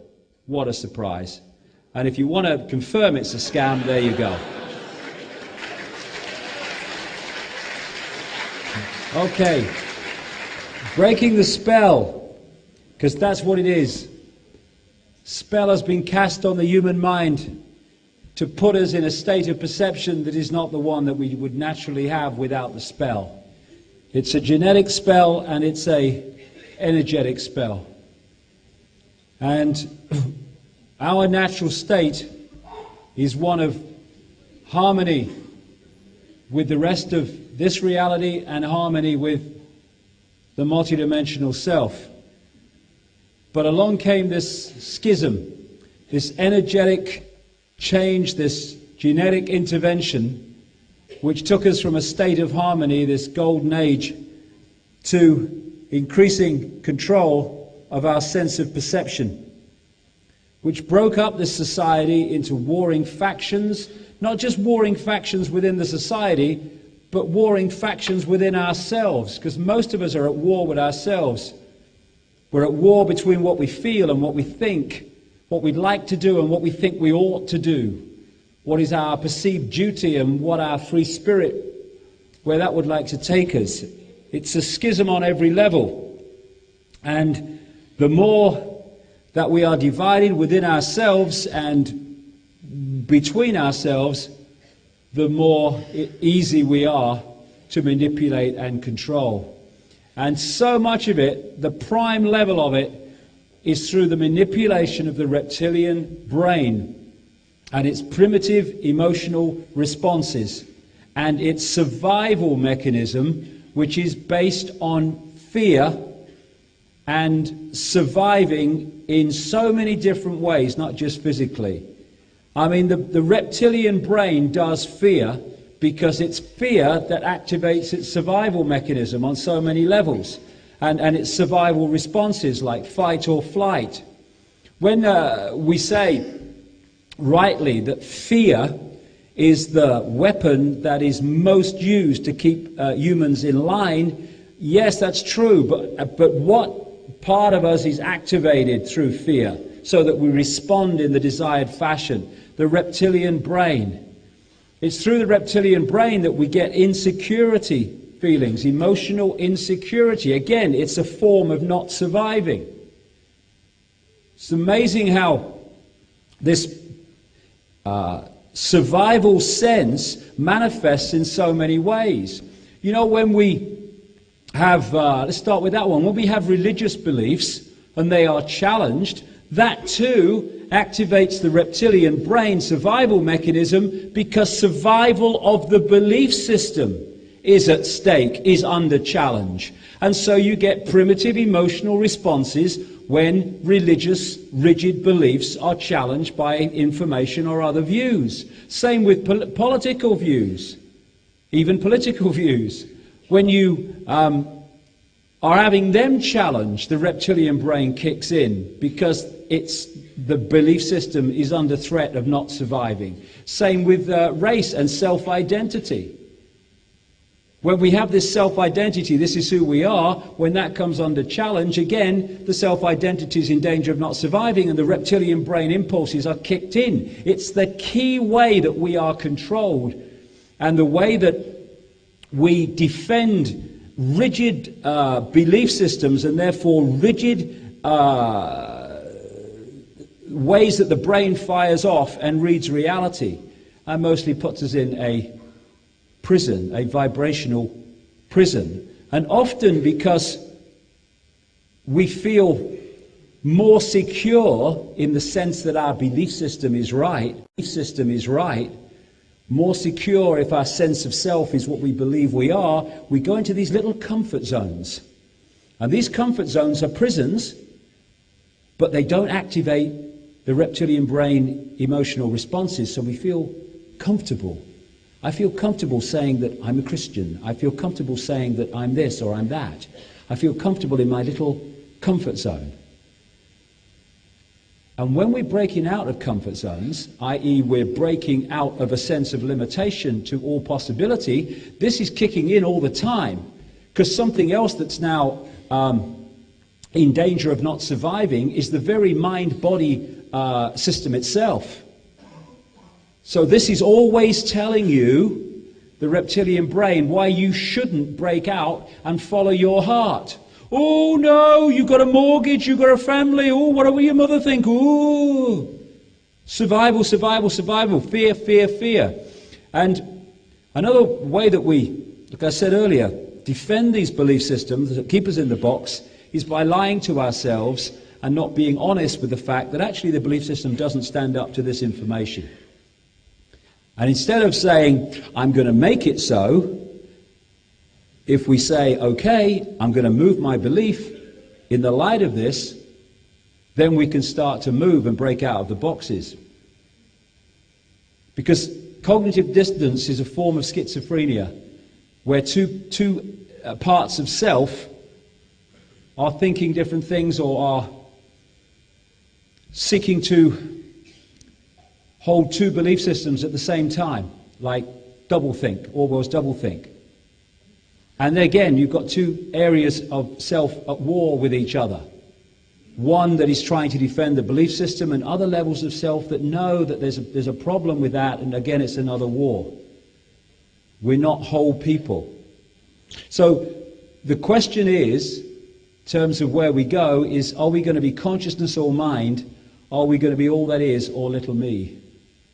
Because little me, the mind loves little me. You can get on with little me. But it can't get on with all that is because it doesn't perceive that that's who we are. It believes that it is who we are, the mind. And if it kids us to believe the same, then it's got us.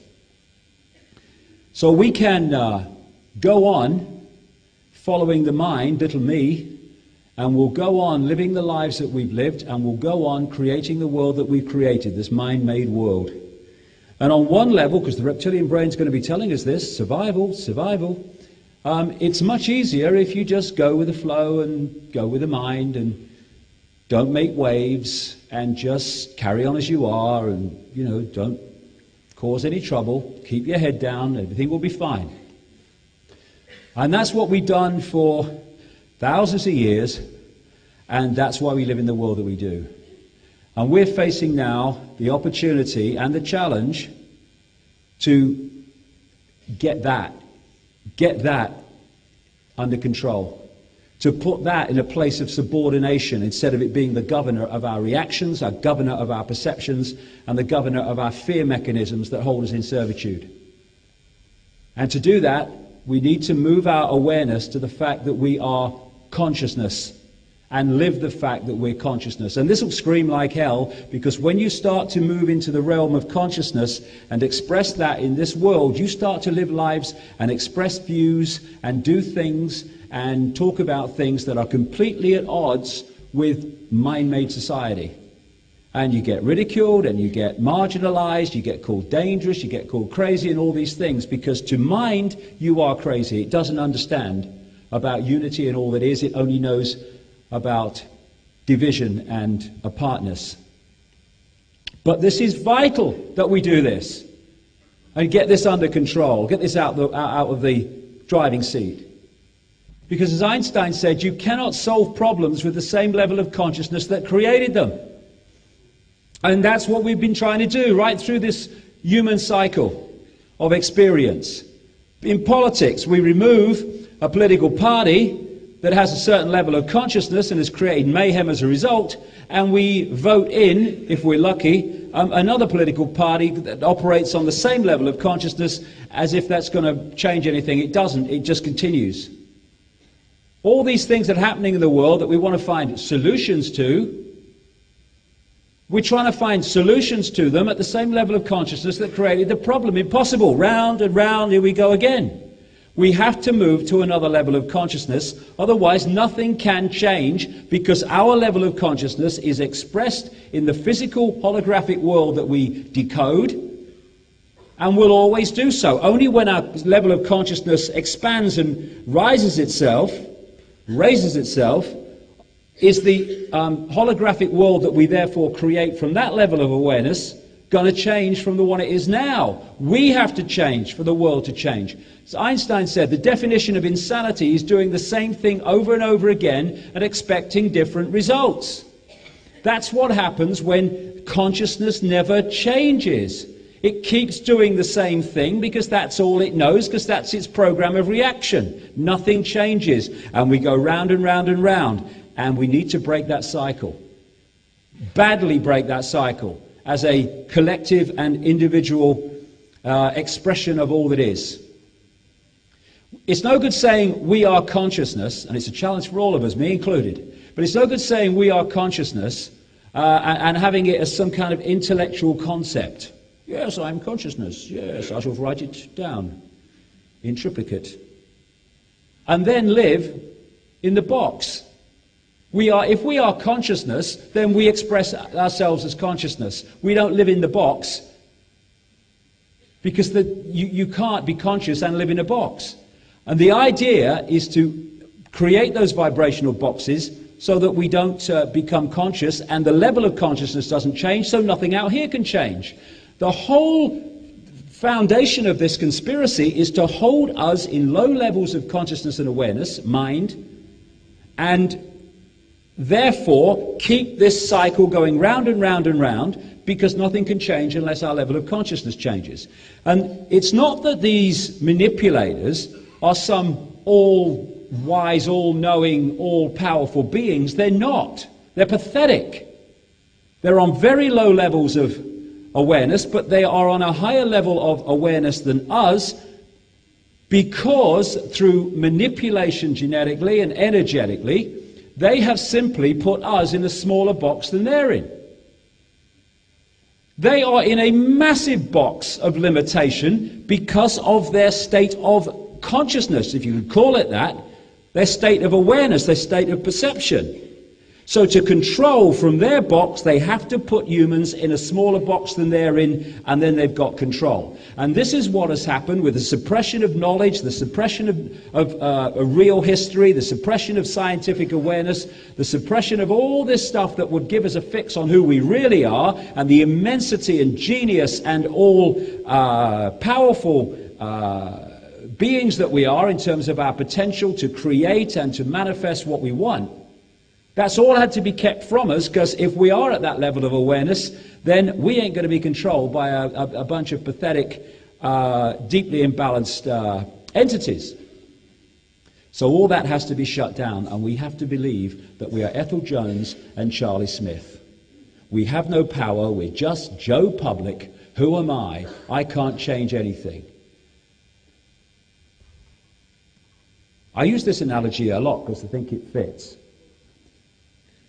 What we have experienced through our lifetimes in this reality, this time around, with all the rest of it, is not who we are. It is a deeply false, fake position that we've been put in. And I symbolize it as the ball. The natural state of the ball in a tank of water is to float on the top. That's its natural state. And left to its own devices, left to express its natural state, that ball will float on the top of the tank. If you want to put it in an unnatural state, you have to push it on the bottom of the tank. But you can't then push it on the bottom of the tank and then leave it, because the moment you take your hand away, the ball will go to its natural state. Top of the tank again. So what you have to do to hold a ball in an unnatural state is to put it down there and bloody hold it there. Indefinitely. And that hand, symbolically, on the ball, is this explosion of manipulation, suppression, mental, emotional, electrochemical imbalance, and programming of the body computer that bombards us from crazy. The reason they have to bombard us is because we are infinite consciousness, and the potential of even the body computer to connect into much vaster levels of awareness, even within this virtual reality, are massive compared with what we're actually experiencing. So they have to keep this on all the time. It's actually a confirmation of our true potential, how hard they have to work to keep us in an unnatural state, i.e. in a state of mind and closed mind and closed awareness. So, to escape from the box, I would say we need to use the knowledge of what put us in the box and reverse it. You know, we're not We don't need solutions, really. We need to remove the cause of the problem. And the cause of the problem is that we allow ourselves to be controlled in so many ways, and we don't need to do that. And if we don't, then the problem is not solved by a solution, it's solved by removing the cause of the problem. First of all, and this I find is the first movement that really starts this process of moving out of the box.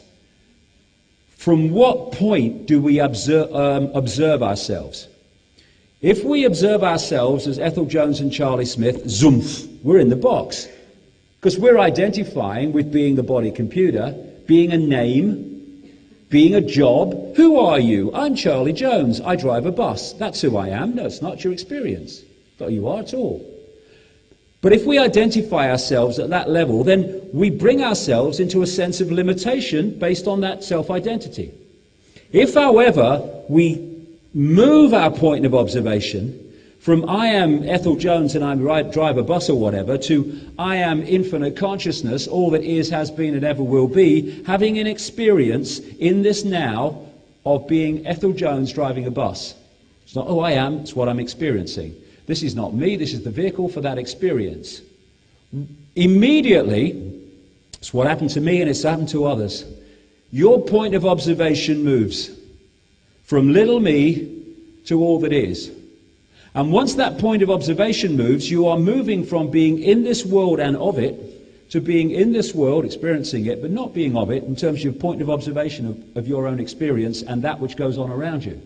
Suddenly everything starts to move, everything starts to change, just from that first readjustment of self-identity. From I am the reflection in the mirror to I am consciousness and my vehicle to experience this reality reflects in the mirror. Crucial to this movement of self-identity from little me to all that is to drop these primitive emotional responses which come from the reptilian brain. So, be afraid, be very afraid, the big monster's coming. And? Where's the reptilian brain? There. Oh, God! And?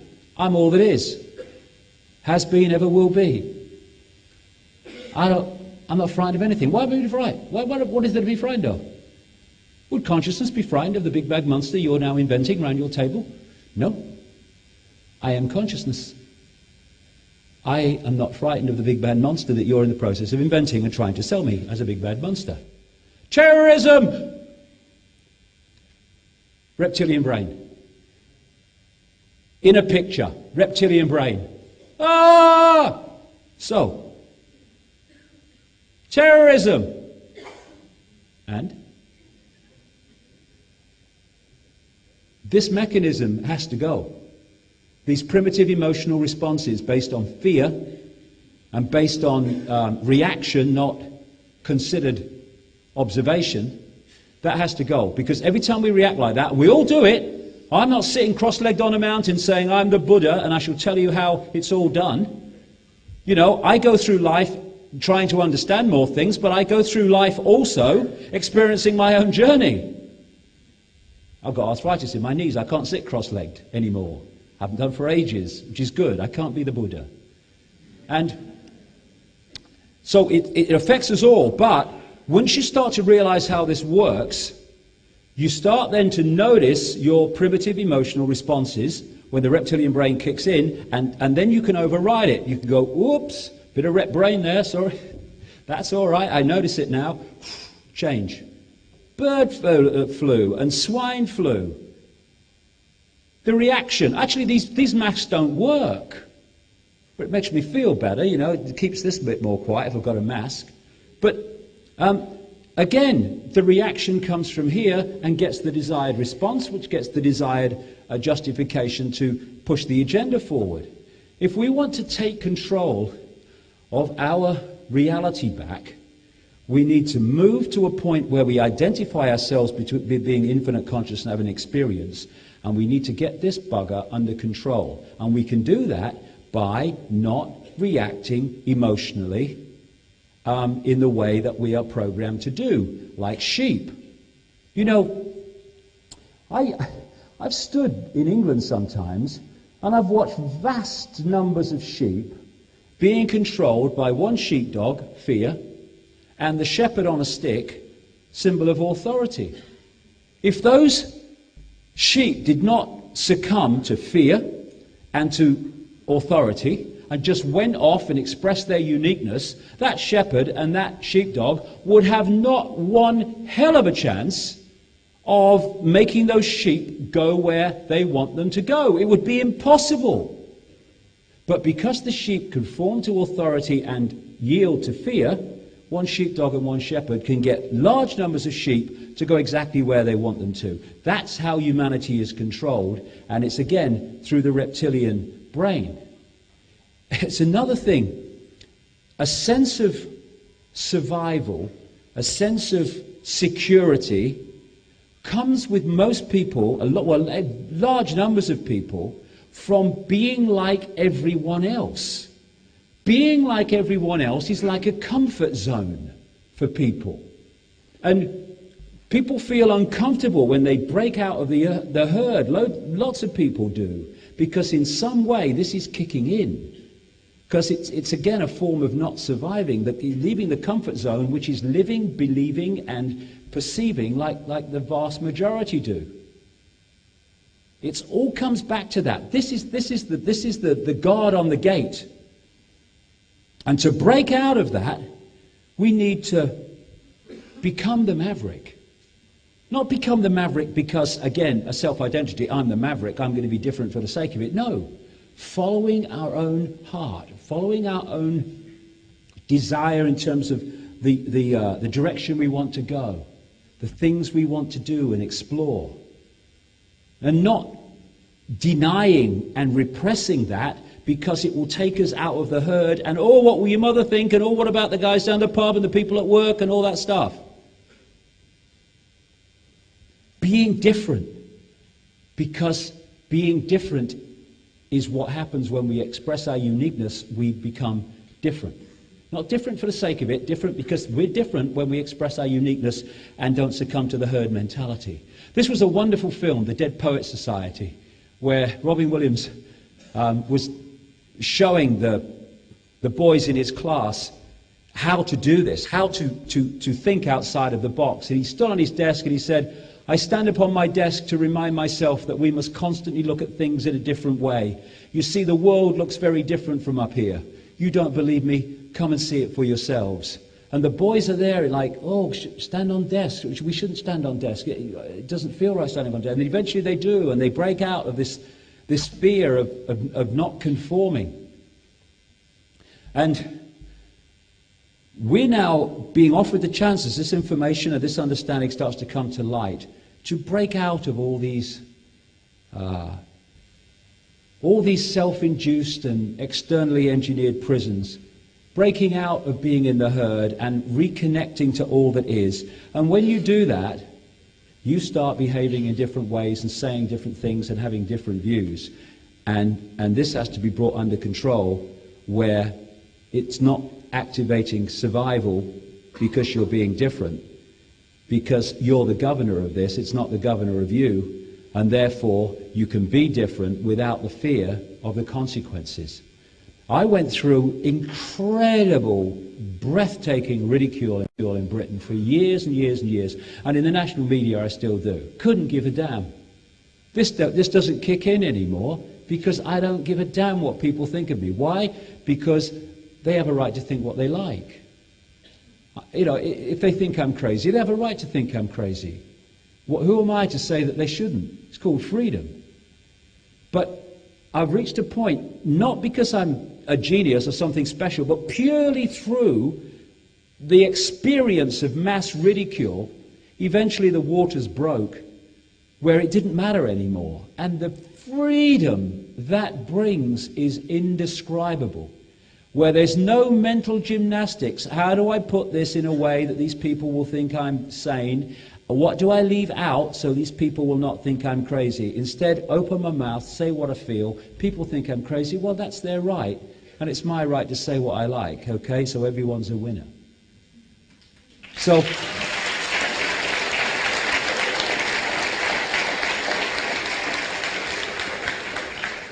another thing that I found, I'm talking about my own experiences here and the process I've been through. Another thing I've found is really important to go through this process of deprogramming to consciousness.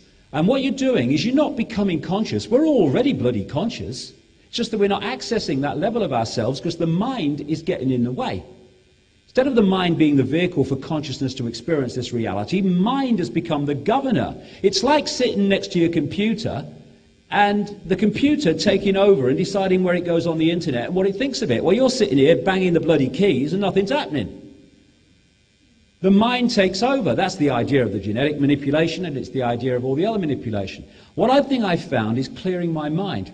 I went through a process from 2007. I had massive changes in my life. I'd reached a point where the pressure of what I do had reached the point where I was becoming very badly physically ill. I was becoming really overweight. And I started to realize that the reason that, because I don't eat that much, not at all, but what I started to realize is actually when you take on massive emotional baggage, the body stores that emotional energetic poison where it's not going to affect the body, and it stores it in fat. And if you haven't got enough fat, well, it produces fat to store it in. And so emotion can actually manifest as physical weight in the body. It did with me. And great changes happened in my life because I knew that if this went on for a few more weeks or months, I wasn't going to be here. I was facing tremendous challenges to try and stop me what I'm doing and all the rest of it. And then I went through this process, and it was like amazing. I started to, first of all, have this obsession with throwing out everything that I didn't need. And I only live in a little flat, but it's amazing how much rubbish that you don't need and will never use that actually builds up. And for weeks, literally, I was going down several times a week to the recycling tip with all this stuff and just dumping it. And dumping it until eventually I had nothing left except that I used every day, and one or two things I maybe needed, but not much. This cupboard, which had all the rubbish in, empty.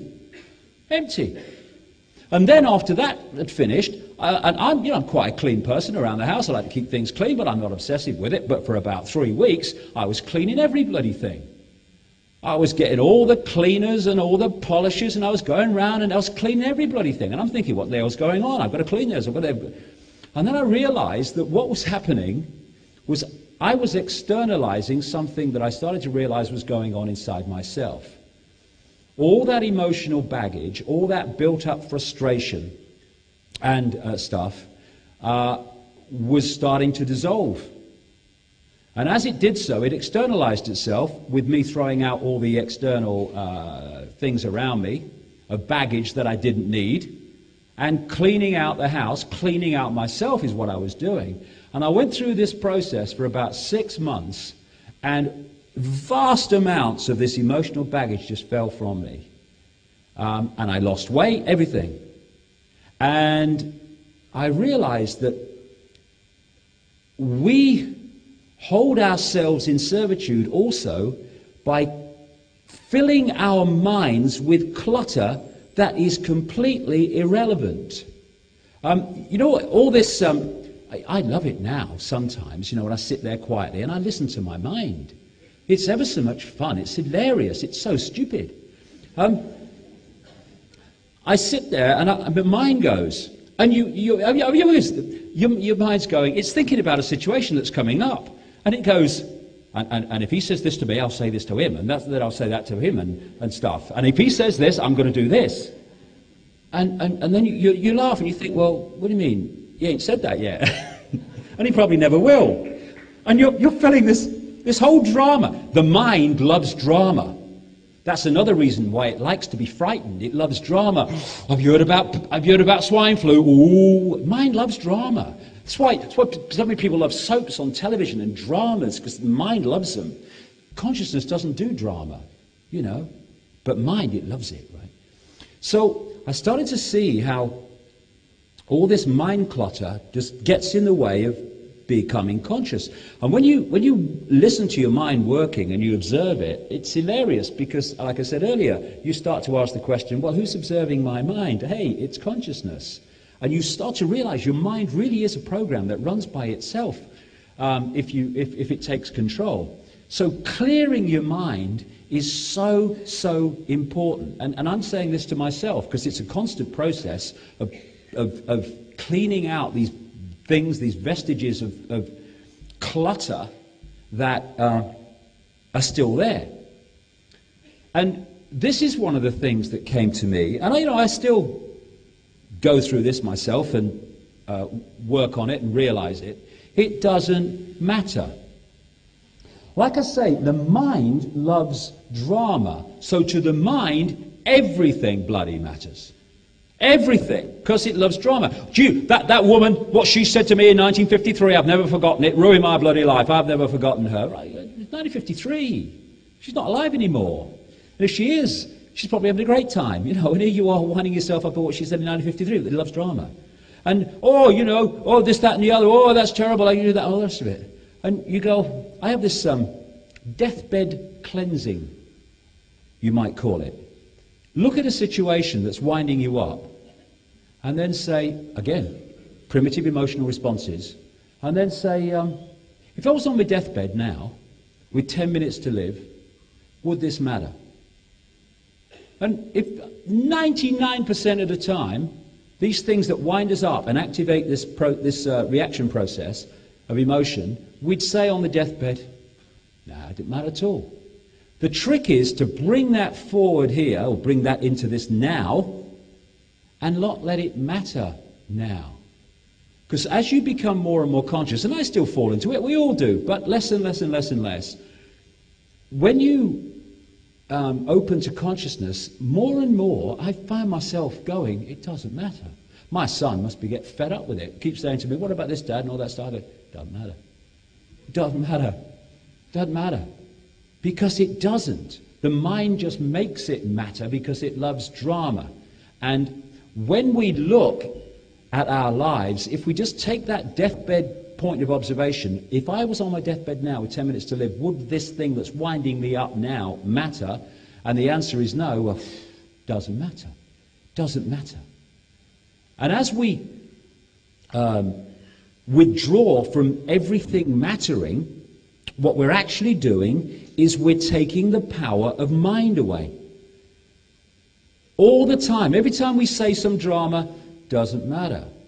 We're taking the power of the mind away to dictate our perception. Every time we are faced with a situation where the survival mechanism would normally kick in and go, ah, and we don't go, ah, we are taking the power of the reptilian brain away from our sense of perception all the time. And as we do that, we allow consciousness in. Taking responsibility is absolutely vital, because what the system's always trying to do is get us to externalize responsibility, because they know if we externalize it, then nothing will ever change. Because the real responsibility for the reality we're experiencing is here, so if we're looking there, this never changes. And again, I keep coming back to it, to the point of boredom. When we externalize blame, again, it's the reptilian brain, survival. It's surviving a situation by responsibility for it, which other parts of the brain actually do. And so we say, when we're in a situation we don't like, it's all your fault. I mean, it could be suggested that I've said in the last 6 or 7 hours, it's the reptilian's fault. No, it's not. No, it's not. It's our fault. It's not fault. It's not about fault. It's not about blame. But it's our responsibility. The few can only control the many if the many give their power away. We've made it possible. We can make it impossible by taking that power back. But when we externalize blame, for things that are happening in our lives, then we are condemning ourselves to those things never changing because the source that's making them happen is not being addressed. I had a letter once from a guy, and he said for 16 years he'd been facing constantly this same decision in different forms and situations, and every time he took the same decision in response to it, and every time his life didn't change and went to another point where he had the same decision to make. After 16 years, when that situation came up again, he took the other decision. His life changed. It never repeated. Because he realized that he was creating it, and therefore he took responsibility for the fact that he was creating these things happening in his life he didn't like. And by taking responsibility and making a different decision, changing himself, that recurring unpleasant experience stopped. We are in control, and we'll only change it by taking our control back and not blaming some other bugger. Carl Jung, people will do anything, no matter how absurd, in order to avoid facing their own soul. Have you noticed? We all have done it in our lives. There's no kind of perfect beings here who've done everything right according to the book, and what is right and anything, you know, this right and wrong stuff, it's just subjective rather. But how many times when something has happened in our lives or something has happened in a situation, do we work on ourselves, the chatter, to convince ourselves it wasn't our responsibility, it wasn't our fault, it wasn't us that made that happen? Why, while if we say, yes, I'll take responsibility for that, by doing that we make sure it doesn't happen again. We make sure we don't face that situation again as the cycle repeats itself. Taking responsibility is to look at self when something happens. Why is this happening to me and not her or him? Why me? Why me? Okay, I can see why it's happening to me. I can now change that part of me that's making that happen. It doesn't happen anymore. That's how we move on, by taking responsibility. Because taking responsibility can be said to be something else, taking power back. Blaming someone else is giving power away. We are saying some people out there have control over my life. When we say I'm taking responsibility for this, and therefore I'm going to change it and change myself so it doesn't happen again, is saying I have power over my life and experience, not someone else. It's the opposite of what we think it is. We mustn't take responsibility because we don't want it to be our fault. It's not about fault, it's about power. And in the same way, we can moan about wars, and quite rightly, which are kind of obviously horrific with bombs dropping on civilian cities, but on another level, all the arguments and conflicts that we have among ourselves. I still have a few, but dramatically less than I ever did, because it doesn't matter, comes in so often now. But if we stop conflicting among ourselves and also within ourselves, heart and head, should I, shouldn't I, really want to do this, this is my duty though, all these conflicts within and between ourselves, then they wouldn't manifest collectively as wars, which are just a collective version of conflict and an extreme version of conflict, which is an expression of the conflict that's going on constantly within ourselves and between ourselves. Crikey, have you seen some husband and wives and families bloody arguing and cussing and all the rest of it that goes on, and then they go on peace marches? You know, we need to sort ourselves out, and then the collective will take care of itself. And also this idea, and this is again a cognitive dissonance, of you fight for something. You fight for peace. You fight to stop wars. You fight to stop globalization. When we fight something, when we, for instance, riot at protests and stuff like that, what we're doing is becoming what we are fighting. It's a simple truth. What we fight, we become. You know, you see protest marches against something, and a lot of the protest marches act just like the people that they're protesting against. Can't tell the difference between them. And so the more we fight, the more we become what we say we oppose. If we want to change something, if we want peace, we need to peace for peace, not fight for peace. You don't fight to stop war, you are peaceful to stop war. Simple thing, if we want a peaceful world, we need to be peaceful. But how much peace do we have among ourselves and within ourselves to start with? So it always comes back to self. Finding peace within ourselves and between ourselves will manifest itself eventually collectively as peace between us all. It's these inner conflicts and inner wars that the Illuminati are constantly manipulating to keep us in a state of division within and without, so that we are not in that harmonious state that can see beyond the illusion. Freedom fighters, I love it. Fighting for freedom. The reason so many revolutions end up putting in governments just as bad or worse than the people they threw out is because if you create something out of violence and fighting, then you create the manifestation of that afterwards in government. Back to cognitive dissonance, fighting for freedom. And then there's all this within us, this repression and denial. Again, it comes from fear of expressing who we really are, expressing what we really think, living our lives as we see fit rather than as people tell us we should live our lives. So we repress, we deny what we want to do. We repress and deny our feelings. We repress and deny the fact that our belief systems actually don't stand up. And that creates tremendous turmoil. Again, it's about clearing the mind, clearing the energy field. By just saying, I'm getting rid of this clutter. And this clutter we call belief. I'm putting all belief on hold until I've looked at this again. I'm not clinging to belief as a sense of security. I'm saying all bets are off. I'm going to look at things anew, clear out this belief, clear out this is how it is, and I'm going to defend it till my knuckles turn white to all people that challenge it. Okay, my mind is open to all possibility. Let the evidence show me the way to go. Because so often we talk about wanting truth, but we just don't look where it is. Science does this. It won't look where the truth of reality really is because it doesn't want to find it. Collectively, medicine will not look where true healing lies because it doesn't want to find it, because the moment it does, this old edifice of drug and scalpel medicine collapses.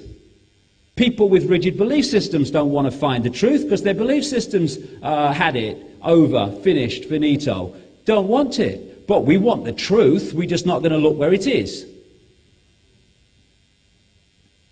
Another externalization of our power is, I'm unlucky. I'm unlucky.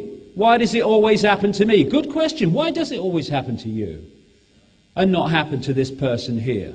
Ever thought of looking here to find a common denominator about why it's always happening to you? No, we're not going to go there because we're not taking responsibility. It's unlucky. I've had bad luck. No such thing as bad luck. There's creating reality. There's decoding reality to experience certain things. Nothing to do with bad luck. It's our inner state externally manifested. And if we take responsibility for that, like I say, and saying it's bad luck, I'm always so unlucky, then we can change experience. But if we keep saying I'm unlucky, we'll go on being unlucky. We won't be, but we'll still convince ourselves that we are. You know, it's kind of funny when you watch football.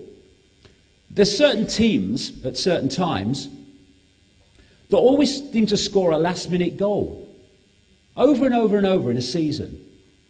And they say it's Arsenal in England. They say, bloody Arsenal, lucky, always scoring a last-minute goal. Manchester United have done it a lot in the last few months.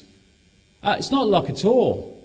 It's the collective state of being of the players expressing itself externally, and that mental and emotional state of that collective mind we call a team is in a state where it is manifesting the fact that it wins over and over, even if it's in the last minute. Other teams who have a different collective, individual and collective state of being, state of perception, they're always losing last-minute goals.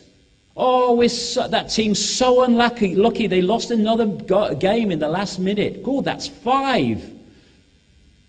It's not luck. It's perception manifested as experience. So, this reality is like a screen, like a movie screen. This physical reality, this decoded reality we call physical. And by the time it hits the screen, by the time it comes here as an experience, it's a bloody done deal. That's why the Illuminati love it if we try to change this world, holographic, quote, physical world, out here in the illusory holographic physical world, because they know we ain't going to change bugger all. What it's like, absolutely like, is standing in a theater, and because we don't like the movie, we shout at the screen. Change the movie, I don't like this. Give me a banner. Stop globalization. You're not going to change the movie by screaming at the screen. You've got to go to the back of the theater and change the bloody reel, because this is just a projection. And this is just a projection. And we run around trying to change a projection within the projection. No chance ever. We need to look within to what is projecting this. And that's beyond the holographic level, down through the electrical and digital level, into the vibrational level of inner being. Awareness, energy. When we change that by going within ourselves, rather than going that way, then the vibrational change we make as a result of that becomes electrical change, becomes decoded change, becomes changed experience on the screen we call the physical world, which is in here, of course. We're looking in the wrong direction, and we are being manipulated to look in the wrong direction. It's what I call combing the mirror. You don't like your hair, what do? You don't comb the mirror, do you? You don't comb the mirror. What are you doing combing the mirror? It's going to change your hair, is it? But that's what we're doing. That's what we're doing all the time, day after day. We're combing the bloody mirror by trying to change out here, when out here is just a done deal reflection of in here. If you want to comb your hair, change your hair, you comb your hair and the mirror reflects it. That's exactly the principle of taking responsibility and saying, what is it within me, my mental and emotional state, my perception that is projecting out from the vibrational through to the decoded holographic physical, this bloody experience that I'm having. Change that, that must change. But we comb the mirror, and therefore nothing can change. I think I read somewhere that somebody's suggesting now that something like 2% of the decisions we make come from the conscious mind, and the rest come from the subconscious, within, beyond what we call conscious awareness. Although actually it's mind awareness in most people, not conscious awareness.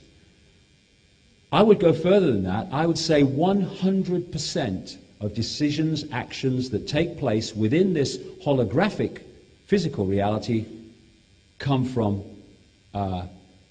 within, not from the conscious mind. The conscious mind is the observer of experience. It is the experiencer, but it is not the origin of the behavioral and responses that we appear to take within this reality. They all come from a deep subconscious level and out through the decoding system into this level of projection, this movie screen, and at that point it's a done deal. It's just the movie hitting the screen. So it's within that we need to find answers. One of the things that's been coming out in recent years is this law of attraction. I think it's been a bit simplified myself, but it's the idea, and there's a hell of a lot of truth in it, that what you put out, you attract towards you. Now, what's interesting is, given what I've just said, is it's not my physical, holographic, illusory body that attracts in. There are people, experiences, locations that we are attracted to and come into our lives. It is the vibrational level of me that connect with other vibrational fields we call people, places, ways of life, experiences, and we draw them into our lives. That's the level it happens on.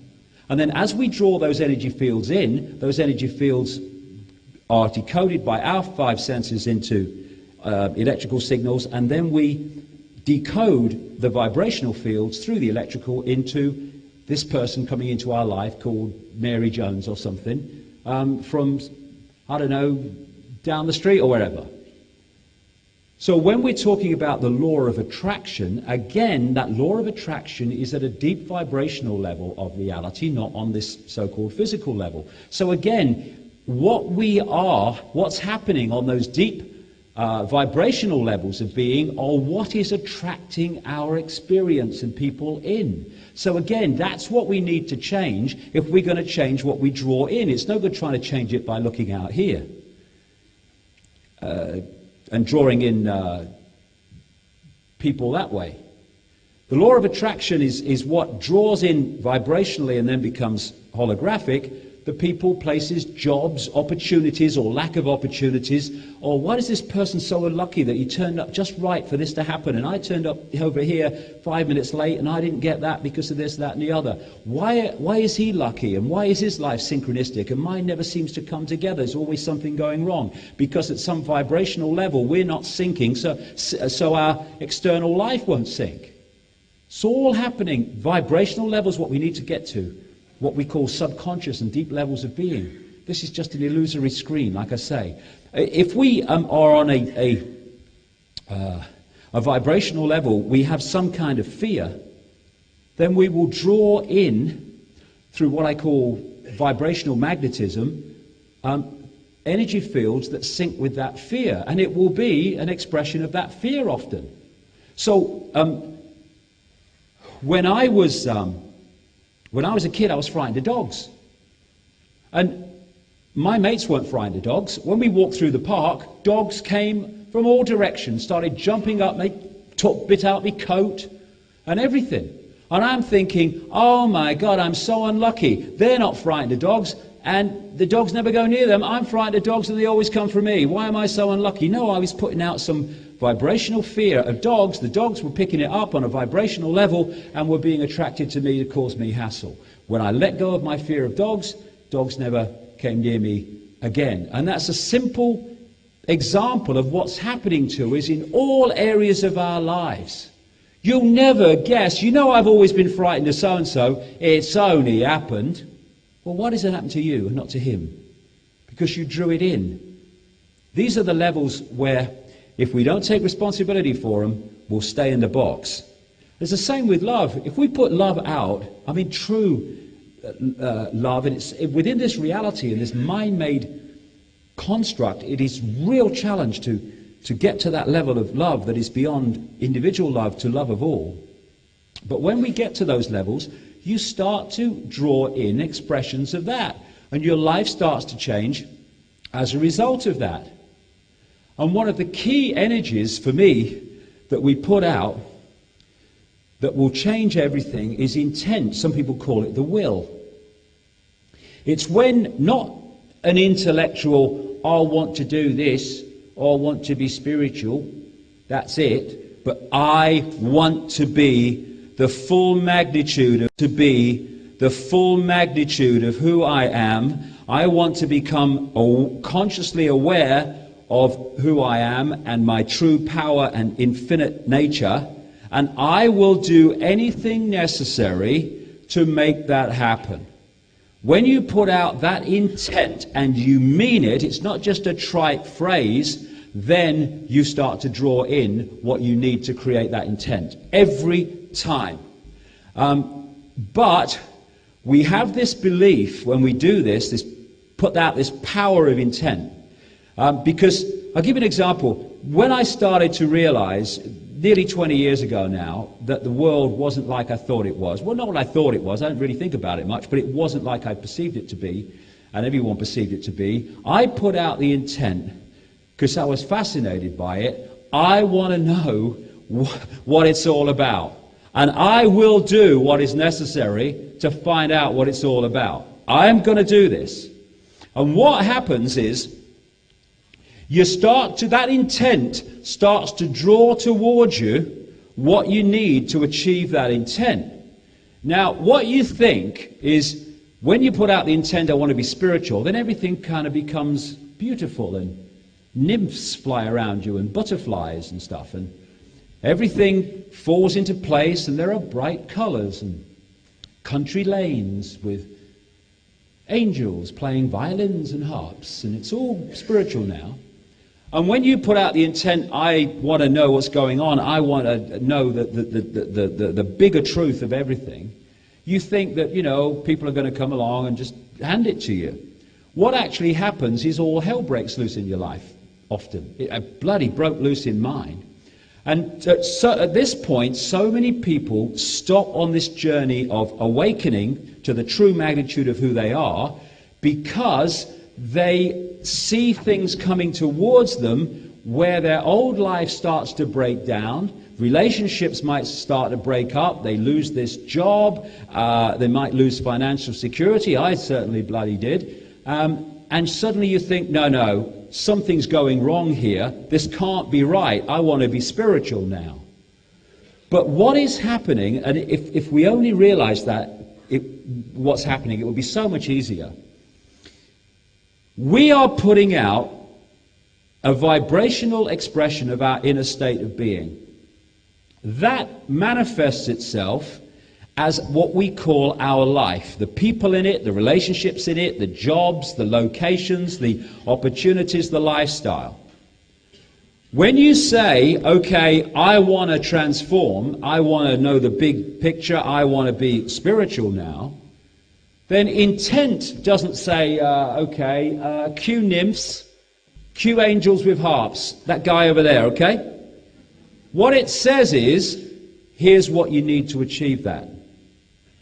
And because we live in a mind-made world, constructed by mind-made domination and perception, if we want what we say we want, that has to break down. Otherwise, it's going to stop us getting where we say we want to go forever bloody more. So what intent then does is bring to us pains in the backside, people we wish we'd never met, losing your job, losing financial security, maybe a relationship breaking down. It doesn't always happen like this. It depends what you need to break down this construct to allow the real self in. And what happens to large numbers of people, often because they don't understand this, and I bloody know what it's like because I didn't understand it when I went through the first part of this, they say, okay, I'd like to know the truth and I'd like to be spiritual, okay, but not that bloody badly. No, thank you. And they walk away and they say, see, you don't create your own reality. I wanted to do that, but my life fell apart. No, your life was falling apart because your intent was breaking down the energetic construct that had manifested as what you call your life. And because that has to go before that can come in, you were in the process of transforming. You were in the most challenging part of the process of transforming, but that's what you were in. And because I'm a stubborn bugger, me, and I don't like giving up, I kept with it, and eventually the waters broke. And I realized that what would have been happening through those nightmare years of mass ridicule and mass rejection and all the other stuff was that construct that was holding me in the illusion was being broken down. And I came up with this phrase which is so applicable to my life. Life gives you your greatest gifts brilliantly disguised as your worst nightmare.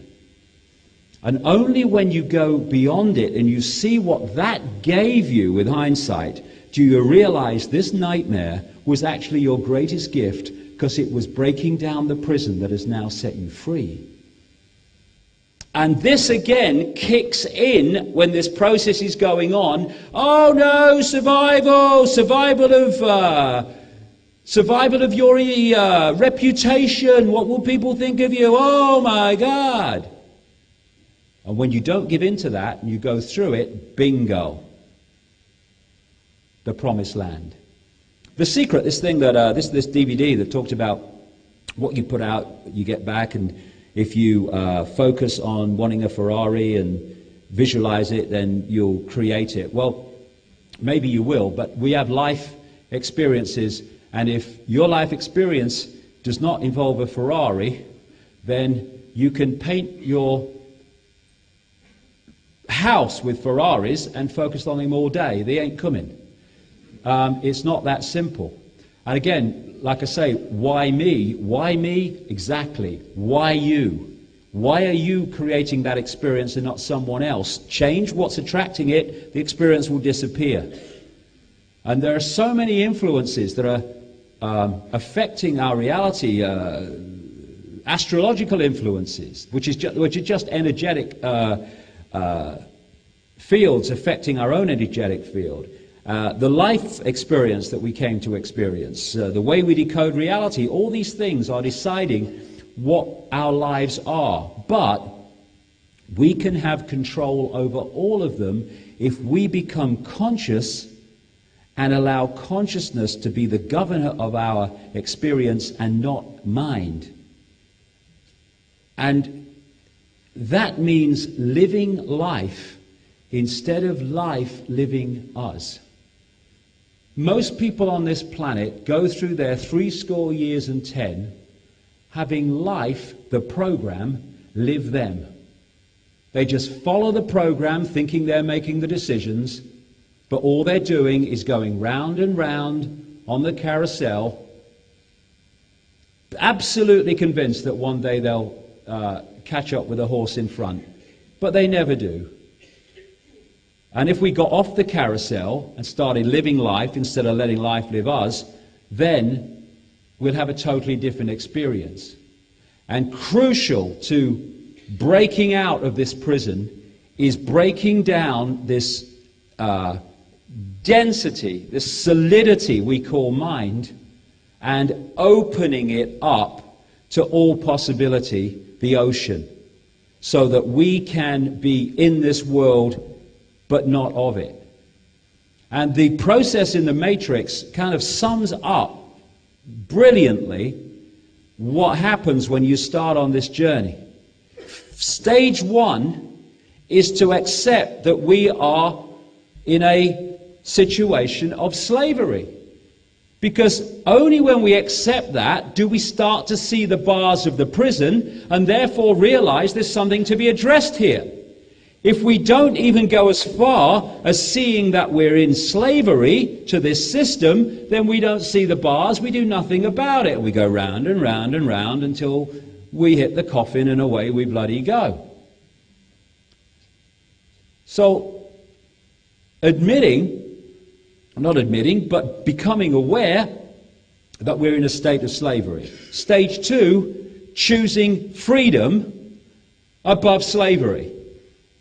And that means going through these processes I've just been talking about of breaking down and transforming from the construct of mind that we had to a mind that is much more fluid and connected to consciousness, which we call transformation.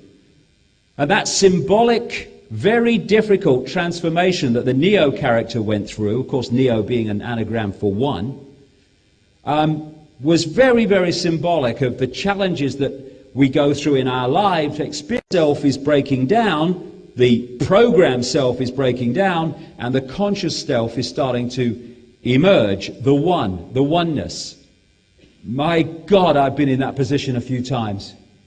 I've gone onto the top of hills in England, away from everybody, so I couldn't cause anybody any trouble, and I have screamed primordial screams of frustration just to get it out, trying to bang my head against a wall when at the time it seemed no one would listen. It's changed now, but I've been there so many times. But the more, and especially since I went through that process of letting it go, doesn't matter, I don't do that anymore.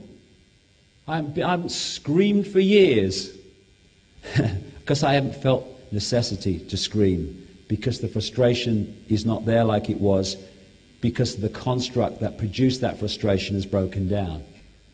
And we can move to this place as we open up from mind domination, which we find so difficult to perceive. I'm with you on that, of this cosmic level of love where we love everything and everyone. Why? Because they are.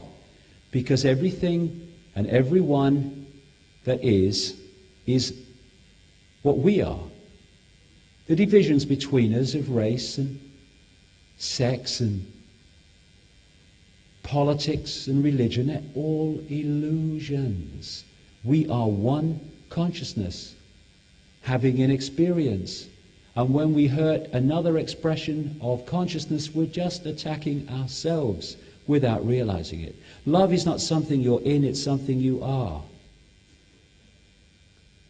This delusion is a kind of prison for us, restricting us to our personal desires and to affection for a few persons nearest to us. Our task must be to free ourselves from this prison by widening our circle of compassion to embrace all living creatures and the whole of nature in all its beauty. That's consciousness, not mind. Infinite love is the only truth. Everything else is illusion.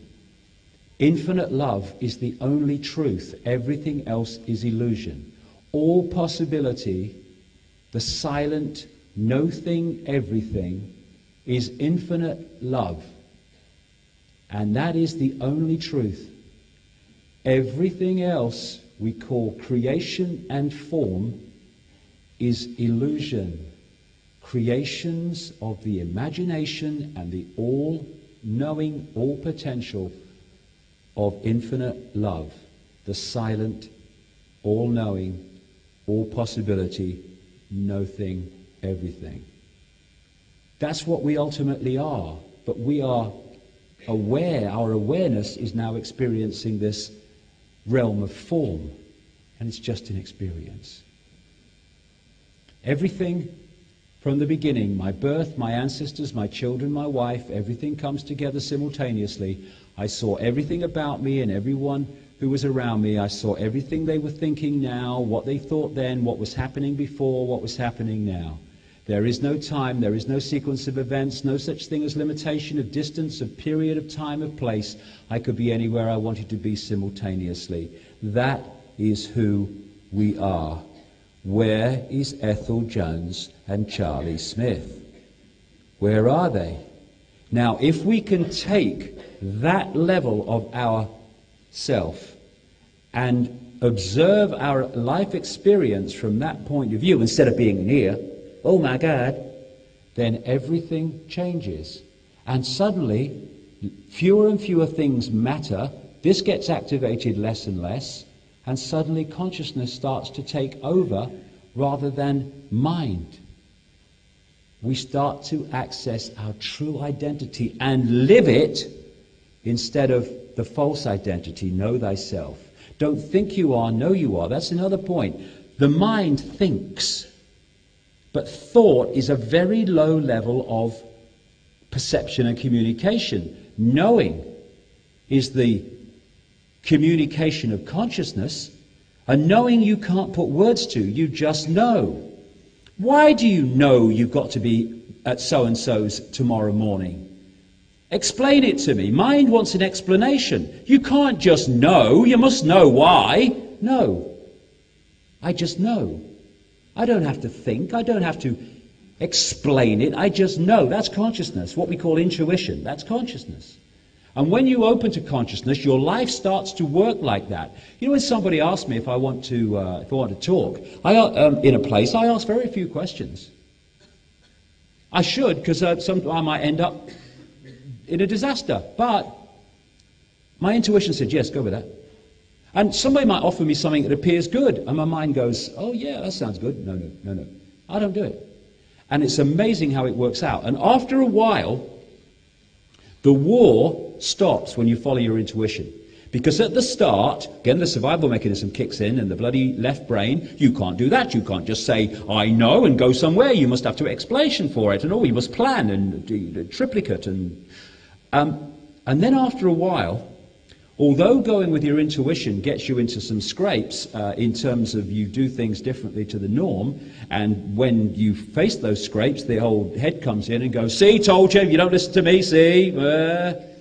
Then after a while, the mind observes that when you follow this, even though you have some challenges, it works out in the end, not despite the challenges, but because of them, which led to that. And after a while, your mind and your intuitive knowing come together, and the war ends. And you start to intuitively know and think the same. And it's an extraordinary feeling, like two halves of you coming together and speaking as one. Speaking as one. And when we start to make this transition from mind domination, we start to break up the mind-made world and, crucially, the mind-made conspiracy, and we have system failure. And there's no question after 20 years of 50 countries and year after year that there is a shift taking place. People have talked about a shift and how there's an energetic shift. People have talked about 2012. I'm not really with them on that, but a shift, absolutely. There's an energetic change. I wrote a book, the first book I ever wrote after I had my, top of my head blew off and I didn't even know my name for about 3 months, in 1990. I wrote this book called Truth Vibrations. And the reason I called it Truth Vibrations is I became aware in this transitional period when I was getting concepts and things I never understood. I learned that from various ways that there was a vibrational change coming. This is 1990. And it was going to awaken humanity from its amnesia, its hypnotic state. And this vibrational change was going to work like a spiritual alarm clock, and it was going to break up this density we call the mind construct. And that's why I called that book in 1990, it came out in 91, Truth Vibrations. The vibrations that were going to awaken us to the truth. Another thing that it said, kind of amazing given what's happening now, is that this energetic change was going to bring to the surface all that had been hidden. And people were going to see what had really been happening, what in this world, when they had no idea. And what's happening now, the hidden is becoming up to the surface. And I've seen, and as this change happens and we tune into it, amazing things happen to us. We're moving more and more people from this perception of division and apartness, left-brained, mind-made perception, to an understanding of oneness, that we're all one, like Jill Bolte Taylor experienced when she got literally out of her head, or left side of it anyway. And I've seen, when I got this information about this vibrational change, there was no bloody evidence to support it in any way, shape or form. None at all. I mean, far from kind of awakening to it, I was being hit by mass abuse in Britain for what I was saying. But over the last 20 years, my God, I've seen it, and it's an exponential curve. And people are now waking up spontaneously and just getting it. Like, how do they get it so fast? Because they're awakening to this truth vibration, this truth vibration, this energetic change that we're experiencing. And I'm beginning to understand more and more is the reason this conspiracy is running almost panic-stricken To put the lid on through microchipping people and surveillance and control and all the rest of it is to put the lid on, because they know this is coming. And they knew it's been coming, and that's why now they're suddenly going really as fast as they can to create this prison world, to shut people down as this truth vibration starts to wake them up, and to break up this schism, bring back the vibrational harmony, and bring us back to the kind of world we used to have when we were in harmony with each other, with self, and with all existence. Now, there's this thing coming up, 2012, and people are talking about 2012 and vibrational change. Now, given what I've just said and what I wrote 20 years ago, I should be saying, yeah, see, supports what I said. I don't go with 2012, me. I think it's overplayed. I think there's a lot more to know about it, and I think it's a diversion. But is there a vibrational change? My God, there is. And nearly there. I don't go in for this channeling stuff very much, but because there are some people who can open their consciousness, open their mind, and access high levels of consciousness, reality, dimensions, whatever you want to call them, and bring down that information into this reality to give you a real big, greater awareness of this. But there are others who claim to be channels and that stuff, who are actually channeling their own bloody mind and filling it with their own belief systems and all the rest of it. So you have to be very careful.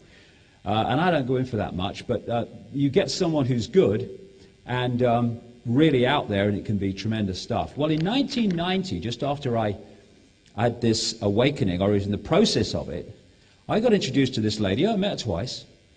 And she used to channel this entity, which guy had the name Magnu. It doesn't matter, it's just a name for a consciousness. And I was new to all this stuff, what's happening to my life, and that I couldn't work it out. But I saw this woman. A friend of mine took me to see her because she said, oh, she's brilliant and stuff. And if people don't believe in shape-shifting, they should see this woman. She kind of sat there, and we had a chat, and she said, well, it's a woman having a chat. And then she goes into this channel mode. Bloody face completely changed. I'm all new to this. I'm thinking, bloody hell, what's going on? And what a change. And the voice was just incredibly different. But a face, I'll never forget it. It just completely changed and transformed. And what she said, I recorded it, and I wrote it down, and I've kept it ever since. 20 years now, nearly, 19 anyway. And my goodness me, as it kind of spanned the years and held its credibility for me.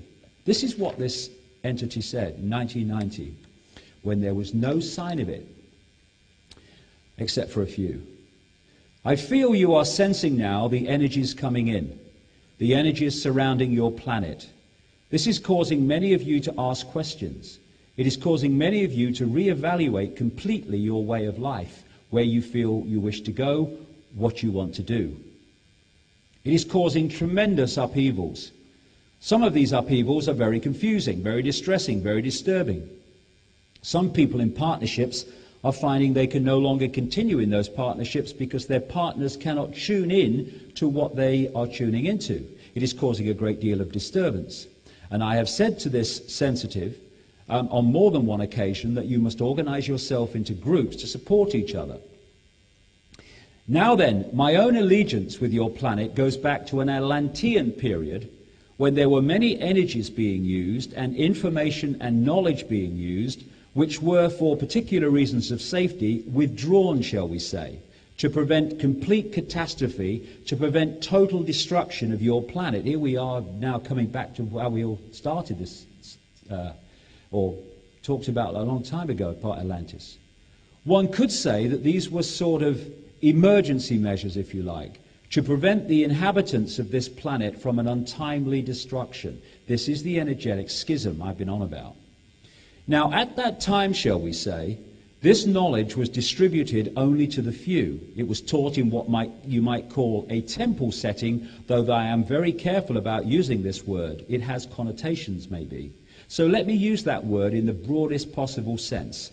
There were those initiated into this knowledge, there were grades of initiation, and those who passed the full initiation, these were known as the guardians of the light and keepers of the secret knowledge. This is the context from which I am coming. There came a time when this knowledge and the energies were withdrawn. It is very difficult for me to explain to you precisely what I mean by that, so I will let you mull these things over. As the energies around your planet quicken, these latent energies, these energies which have been withdrawn, will now be phased back in. They will gradually be awakened. As the consciousness level of your planet raises itself, those of you light workers who are working together to raise your consciousness, you will be able to hold more and more refined vibrations, and so we will be able to use you as a catalyst to be able to feed in more and more energies. Now, of course, for energies that are not of this frequency to come in to affect this frequency, they have to be grounded through vehicles that are of this frequency, so they access this frequency range and start to affect it. Otherwise, it's just never the twain shall meet. As more of you raise yourselves to meet the challenge, so we can awaken more of these energies. Now, energy is consciousness, and the energies themselves contain knowledge and the information which is beginning to surface again in your consciousness, so that many of you will remember Atlantean times. You will remember that you communicated with, say, dolphins and whales. You understood these other sentient creatures. You could levitate. You could manifest things. You could cause spontaneous combustion by not miraculous means at all. Once you know what you're doing, these things follow. It's a matter of order. Now, I am looking at a time on your planet when these energies, this knowledge, is reawakened and reintegrated into your consciousness. I'm not looking at a time when this knowledge will be for the few, but when your whole planet will be awakened to this understanding which you have simply forgotten. It's not a matter of new information, it's a matter of remembering who you are and where you come from. So you're being asked to change. You're being asked to change in a total way. It's not a matter of small changes, of a little thing here, a little thing there. You are really being asked to turn yourselves inside out. There is a massive shadow which must be cleared, and it is up to light workers such as yourselves to focus yourself on that challenge. Remember, this was nearly 20 years ago now. Those of you who are in the forefront of this, you are rather like a snowplow. You are the thin end of the wedge. You really have, how shall I put this, to a certain extent, I suppose, you have the shitty end of the job. You have an awful lot to do, but nevertheless, you are capable of doing an awful lot. That's why you've chosen to come. That is why you are here, and what you are here for, to really shovel some shit, and therefore make some space behind you to make it easier for the others.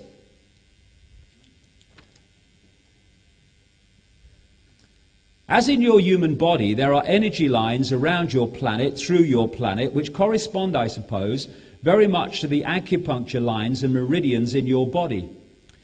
Where two lines cross, you create a vortex, a tiny vortex if it's two. The more lines that intersect, the bigger the vortex. Therefore, when you have a chakra, you have a large vortex of intersecting energy. It is the same with your planet. Where the most lines cross, there is the biggest vortex. Now, you could say the plexus in and around the islands you call the British Isles is the hub of the wheel of plexuses and energies which surround your planet. It has acted in other times like a fail-safe device.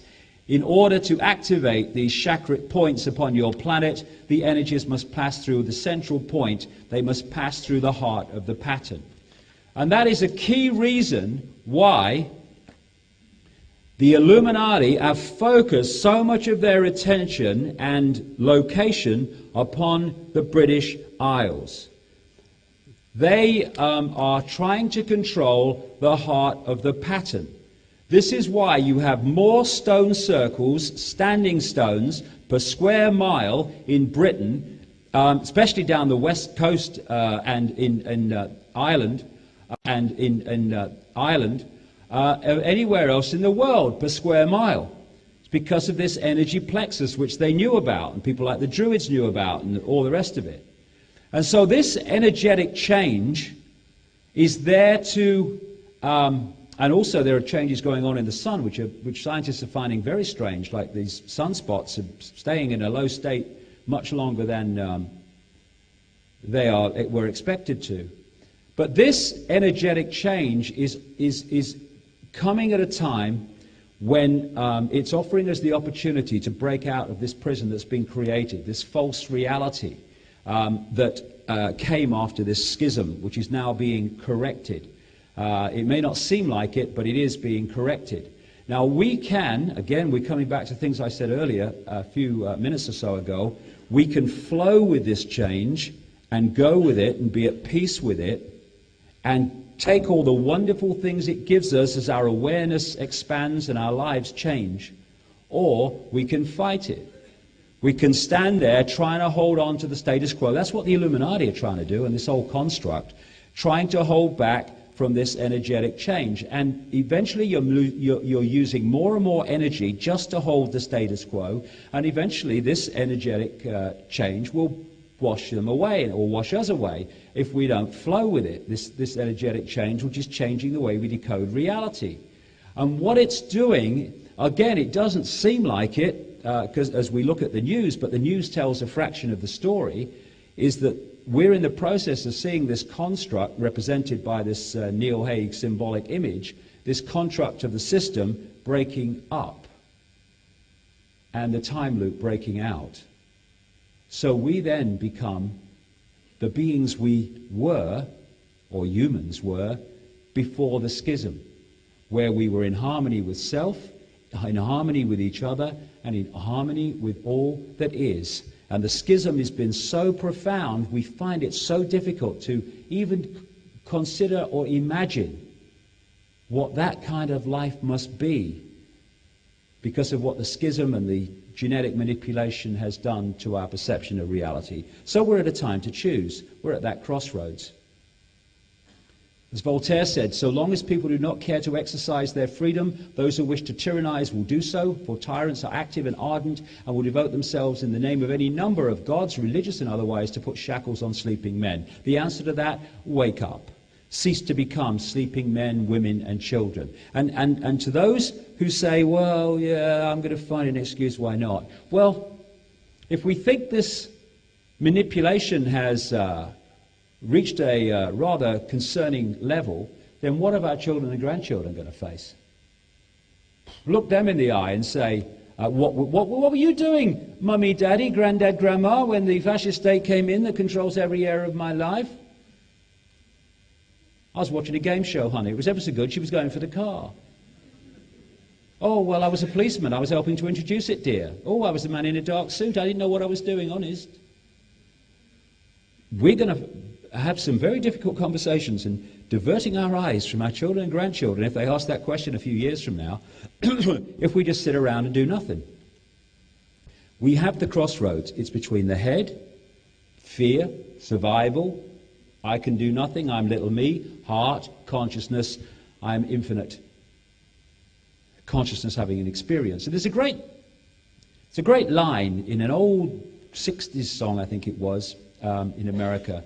Freedom's just another word for nothing left to lose. It's amazing how you become free when you've got nothing left to lose. Because people have things. You see these people have lots of things and they have lots of money and all that stuff, but they're not free because they're attached to the things and they fear losing them, so they've lost their ability to be free. And it's really when you've got nothing left to lose, or your perception of nothing left to lose, that's when you become free and you start to express the real you. All the time people can put off challenging authority and put off challenging authority and put off challenging authority until authority is at the door and they've got nothing left to lose, and then nothing left to lose, now I can challenge authority. And you know, we've got great challenges, but those challenges are simply the old construct breaking down so that this real us can come forward. I saw this proverb, just when the caterpillar thought life was over, it became a butterfly. Just when you think, I can talk about my own experience. I reached a point in 2007 when I thought what I was doing was all over, and I thought there was nothing more that I could do. I thought, that's it. I've given it my best shot. And just at that point I thought it was all over. Things were happening which have made it more incredible than ever I thought it could be. Because just when I thought life was over, my life became a butterfly. And that's the same with all of us, because it was just when I thought life was over and I couldn't go any more, that is when the old construct finally broke down and the new one could come in with great power, and it's transformed my life. So I'm waking up. What can I do now? Well, the greatest thing we can do is to stop making excuses. The mind is brilliant at excuses and providing all the reasons why we should do nothing and why we can justify to ourselves doing nothing, because of course there's nothing I can do. Goes round and round and round. If we don't want to be in this state, then no more excuses. And the greatest thing that humanity can do is get off its bloody knees. We find so many reasons to get on our bloody knees. Thank God I've got arthritis, I can't get down there anymore. What are you doing down there? Your infinite consciousness, all that is, has been, ever will be, having an experience. Oh, no. On our knees to money, on our knees to religion, on our knees to everything. As Martin Luther King said, a man can't ride your back unless it's bent. One thing we could do, and support young people in doing it, is refuse to join the bloody military. Refuse to join the military. What they said in the 60s, what if they started a war and no one turned up? There can't be any war because it's the silly buggers that fight the wars on behalf of those that call and start the wars but never fight them. As Einstein said, the pioneers of a warless world are the youth who refuse military service. And if the youth refuse military service and older people support them, instead of going, oh no, can't do that, serve your country, then we can bring an end to so much conflict by simply refusing to take part in it. It's funny how soldiers have the courage, physical courage, to go and put their lives at risk, but then don't have the moral courage, often, some do, to actually confront authority. They find that much more difficult than going and putting their physical lives at risk. And instead of going on protest marches, the system doesn't mind that. Because what are they doing? Holding a banner up to the bloody done deal projection on the screen. The system doesn't mind protest marches. If they get out of hand, and a lot of agents provocateurs make sure they do, then they've got more excuses to bring in the police state because we've got to keep these marches under control.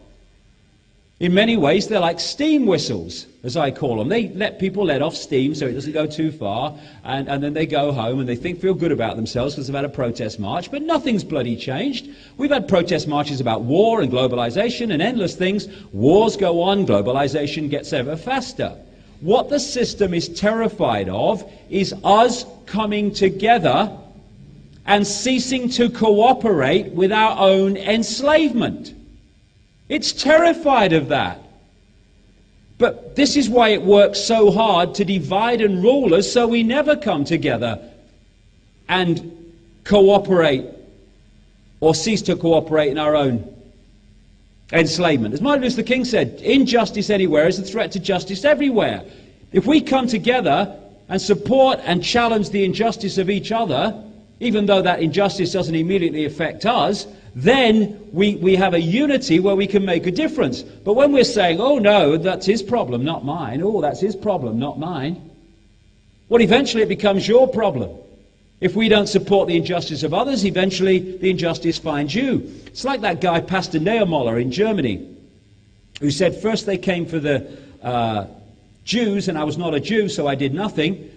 Then they came for the trade unionists, and I was not a trade unionist, so I did nothing. Then they came for the communists, and I was not a communist, and I was not a communist, so I did nothing. Then they came for me, and there was no one left to speak out for me. So what they're doing now is picking off different sections of society, like Muslims and others, and as they pick them off, and other people are saying, well, it's not my problem, I'm not a Muslim, I'm not a so-and-so, I'm not so-and-so, and then they pick more off and pick more off, and now, people who thought that they were not subject to imposition and police states, like the middle class in Britain, are now going, hold on a second, they're starting to impinge on me. Exactly. In the end, we will remember not the words of our enemies, but the silence of our friends. It's time to come together. Strength does not come from physical capacity. It comes from an indomitable will. And my goodness me, we need that now. And what is there to fear anyway? When you move that point of observation from little me to all that is, what is there to fear? What is there to fear about authority? What is the fear about someone in uniform? Okay, so they do this, so they do that. So we leave this reality a few years early, one or two. Well, we're all that is. It's just an experience. Will we feel better about having tried to make a difference, or we will feel better if we acquiesce and keep our heads down and yes sir, no sir, so we keep going a little bit longer, and then we leave this reality, which we're all going to do anyway? Will we feel good about what we did then? Or will we feel good about saying, no, I'm standing for what I believe in, and I'm not backing off just because you're trying to intimidate me? Comply. This is the pyramid of power. And what do we notice? We, silly sods, are the ones holding it up. You ever noticed the pyramid? The top doesn't hold the bottom up, the bottom holds the top up. And we stand there with our acquiescence and with our fear of challenging authority, with our fear of being different, and we hold this whole edifice of power up, and then we moan about not being free. And if a few people walked out of that pyramid, sorry mate, not doing this anymore. It's the intimidation and the manipulation that keeps us holding this whole thing together. Because this edifice of power is a house of cards. And it depends on us holding the cards together. That's why those at the top of this house of cards are so terrified of us waking up and coming together and ceasing to take part in our own enslavement. Because once we do that, we walk away from the house of cards, and the house of cards collapses. So, I said this in America a few weeks ago. There are hundreds of thousands of people having their houses foreclosed because they've lost their jobs as a result of the banking abomination and greed. And now the banks who created the problem, which led to the people losing their jobs so they can't pay their mortgage, are now coming to taking their house away. And you know what? They're packing their bags and leaving. I say, what the hell are you doing? What the hell are you doing? If you acquiesce to that injustice, then the system wins every time. But if in large numbers, people in America, these hundreds of thousands of people losing their bloody jobs every month or so, said, we're not moving. The system couldn't cope with that level of foreclosures that would not move. And what if the neighbors helped them out?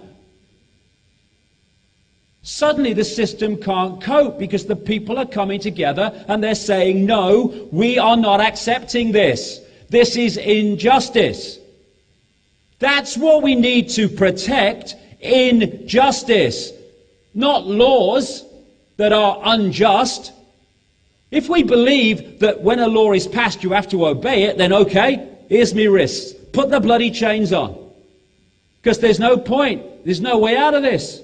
Men in dark suits pass laws, introduce laws. Oh, I've had no say in that law. I don't agree with it. I think it's really unjust, but it's the law, so I have to obey it. There you go, put the chains on. Let's all go home. Waste of time. What we need to do is say not the law is there, so we need to obey it. Is that law just? Is that law fair?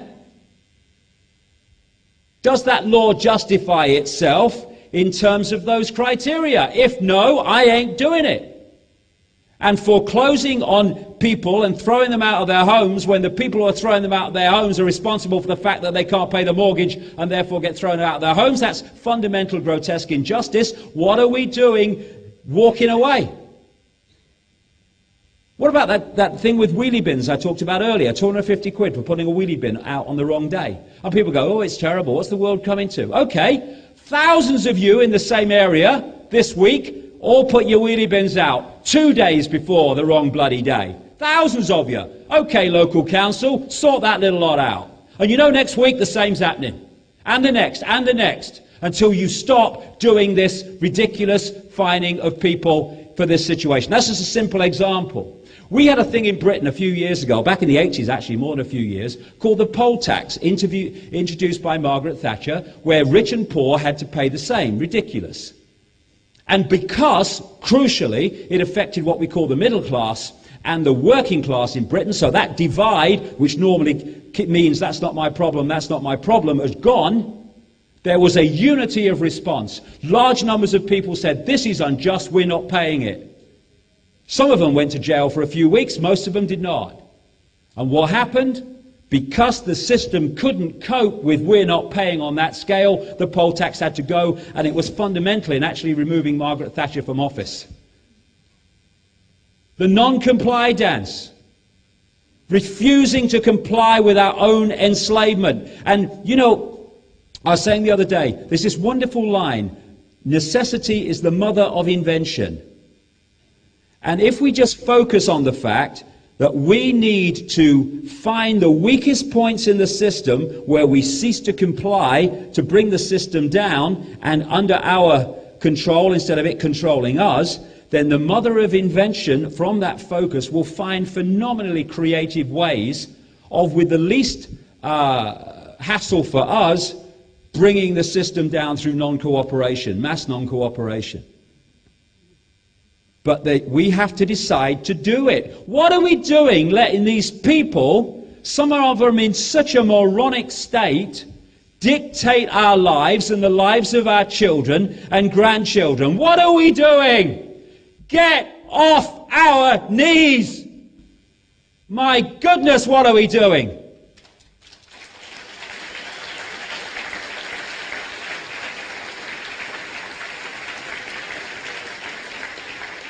They talk about freedom.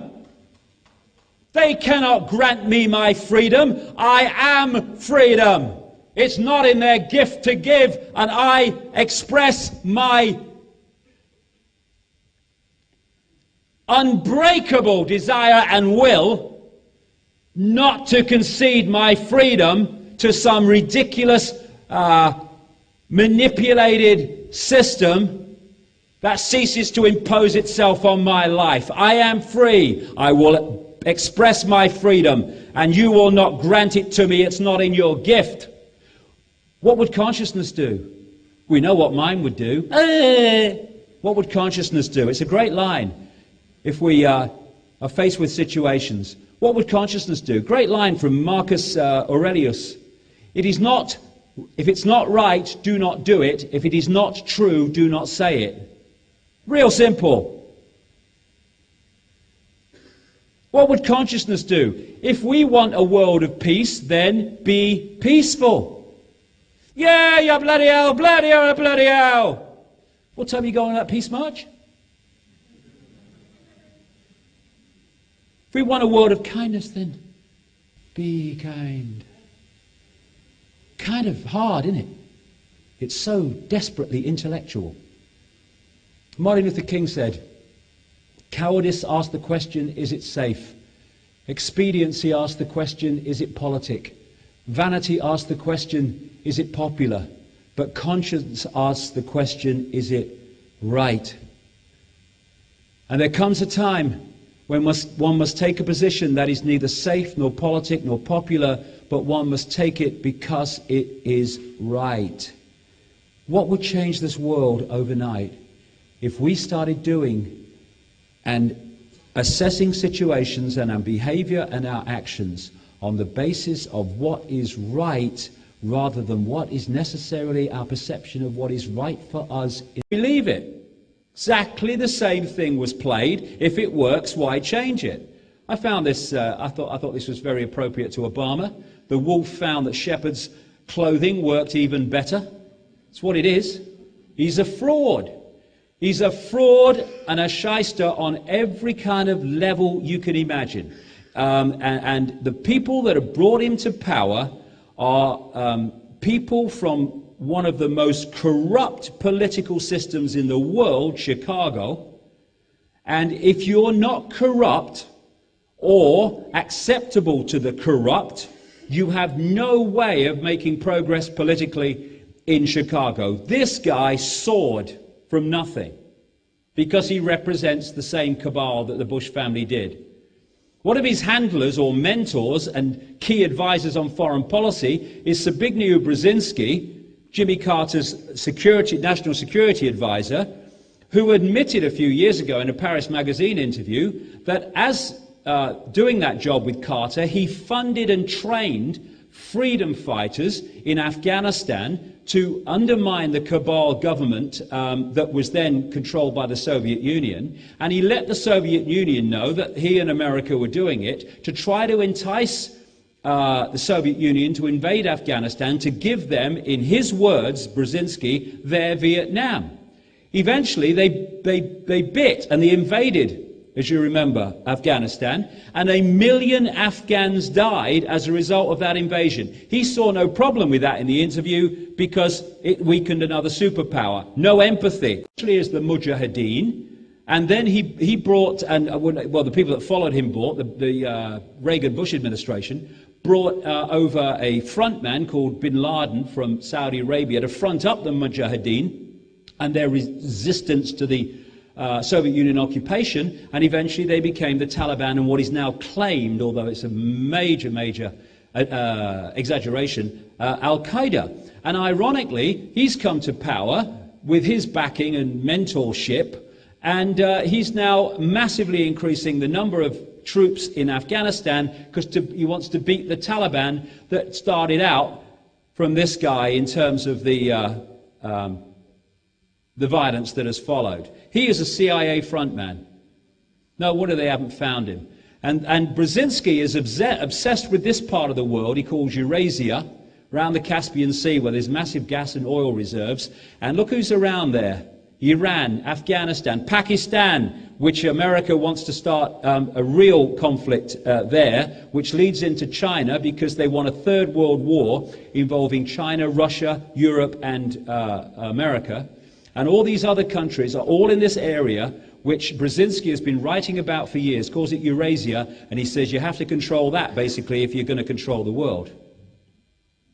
Here is one of the major Illuminati frontmen of the last 50 years. Mr. Change has just appointed him an advisor. And then, a few weeks ago, the National Security Advisor to Obama, James L. Jones, an official position, spoke at this conference on security policy in Munich, and he says this about someone who's just a backroom kind of advisor, Kissinger. Thank you for that wonderful tribute to Henry Kissinger yesterday. Congratulations. As the most recent National Security Advisor of the United States, I take my daily orders from Dr. Kissinger, filtered down through General Brent Scrowcroft, who's an underling of Kissinger, and Sandy Berger, who is also here. We have a chain of command in the National Security Council that exists today. So, how many people in America know that Kissinger is controlling foreign policy and national security? Now, this guy Brzezinski, Obama's kind of mentor and control figure, created this organization called the Trilateral Commission with this infamous reptilian bloodline, the Rockefellers, that guy David Rockefeller. And he's now a major player in Mr. Change's administration. Now, this is where the Trilateral Commission fits in. It's a series of organizations around this secret society, the Round Table, which was created in Britain in the latter part of the 1800s. And its first head was a guy called Cecil Rhodes. And over the years, these different organizations have been added to this network. The Trilateral Commission in 73, that one, Royal Institute of International Affairs, 1920, Club of Rome, the environmental manipulation arm of this network in 1968, Council on Foreign Relations, 1921, and of course the United Nations after the Second World War. And the Bilderberg Group in 1954, officially anyway. And these work as one unit to manipulate this agenda of centralization of global power and the surveillance society. To show you where Mr. Change's policy provider is coming from, this is what Brzezinski wrote in 1970. The technotronic era involves the gradual appearance of a more controlled society. Such a society would be dominated by an elite unrestrained by traditional values. Soon it will be possible to assert almost continuous surveillance over every citizen and maintain up-to-date, complete files containing even the most personal information about the citizen. These files will be subject to instantaneous retrieval by the authorities. 1970. And it's happened. Why has it happened? Because it was the agenda way back then and before that it was going to happen. So we think Obama's in control as a president, but it goes through him to Brzezinski and many, many other people in the cartel around him, and to a person here called George Soros, the infamous global financier, who's been a major funder of his campaign. This might get controversial, I don't care, needs saying. Around Obama is the most extraordinary network of has a massive arsenal of nuclear weapons. Oh, we talk about Iran. They've not even got them yet. Can't stop talking about it. Israel, wouldn't even talk about it. No. Today, in fact, it was reported today, so it was yesterday, Barack Obama won't force Israel to admit it has nuclear weapons. Official. US President Barack Obama's administration will not force Israel to state publicly whether it has nuclear weapons, an Israeli official says. He said yesterday Washington would stick to a decades-old US policy of don't ask, don't tell. Everyone knows they've got them, no one talks about it. World's fair, eh? This is what Zionism is about. Palestinian agreement, are you kidding? Never wanted it. The Greenland is what Palestinians were settled in 1946, 1947, 1967, 2000, and it's got smaller since. Look at that strip of land. Most populated piece of land on the planet, Gaza. It's about driving people out, not making agreements with them. And all this stuff is all going on around this target area. What's that area like a hawk? Liar, liar. The great masses of the people will more easily fall victims to a big lie than a small one. Change. Hope. Something to believe in. This is my Obama rule. Ignore the words and watch the actions. And his actions could be George Bush over and over again. Oh, this shows that nothing's ever changed. There's Bono. There you go. There's Bono again. There you go. Nothing ever changes.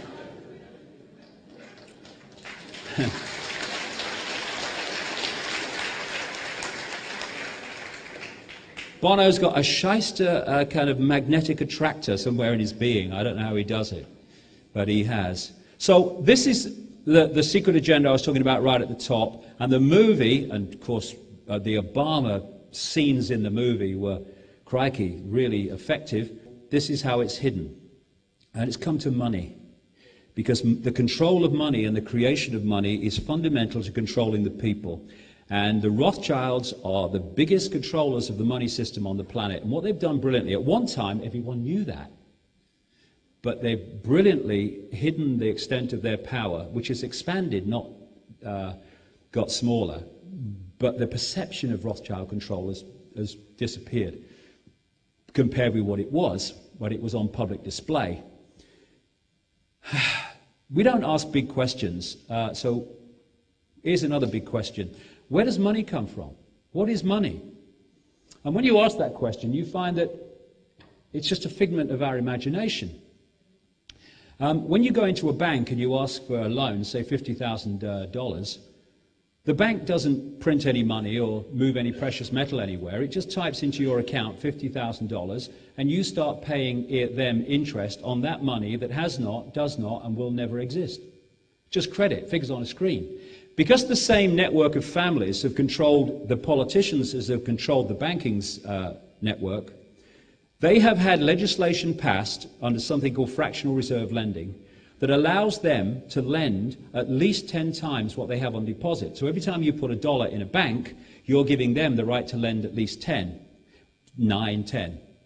But it's far more than that in actual fact. That's the minimum it is. And so that's how money comes into circulation. But like I say, it's more than that. So if I get 20,000, say I go into a bank and I ask for $50,000 and they give me a check which represents figures on a screen that they've created out of nothing.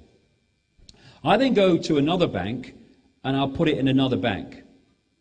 That bank can now lend 10 times that $50,000 which has already been created out of nothing by Bank A. So now I write a check for, say, $20,000. I want to buy a car or something, and the person I buy the car off puts this $20,000 in his bank. This bank now can lend 10 times that $20,000, which comes from the $50,000 that this bank lent 10 times on, which was created out of nothing by Bank A. And so it goes on, round and round and round, as that non-existent money moves. And this is how the banking system works. And people are being thrown out of their homes for not paying back money that doesn't exist, never has existed, it's just figures on a screen. Third world debt is the same. And there's another thing. If you control the creation of money, then you control whether we have a boom or a bust.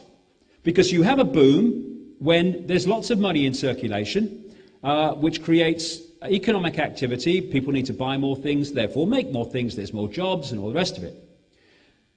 You push interest rates down and people take more and more loans out and they get more and more confident because the job's doing well, the company's doing well, so they have another holiday in a bigger house and they borrow more money, but that's not a problem, they say, because everything's going well.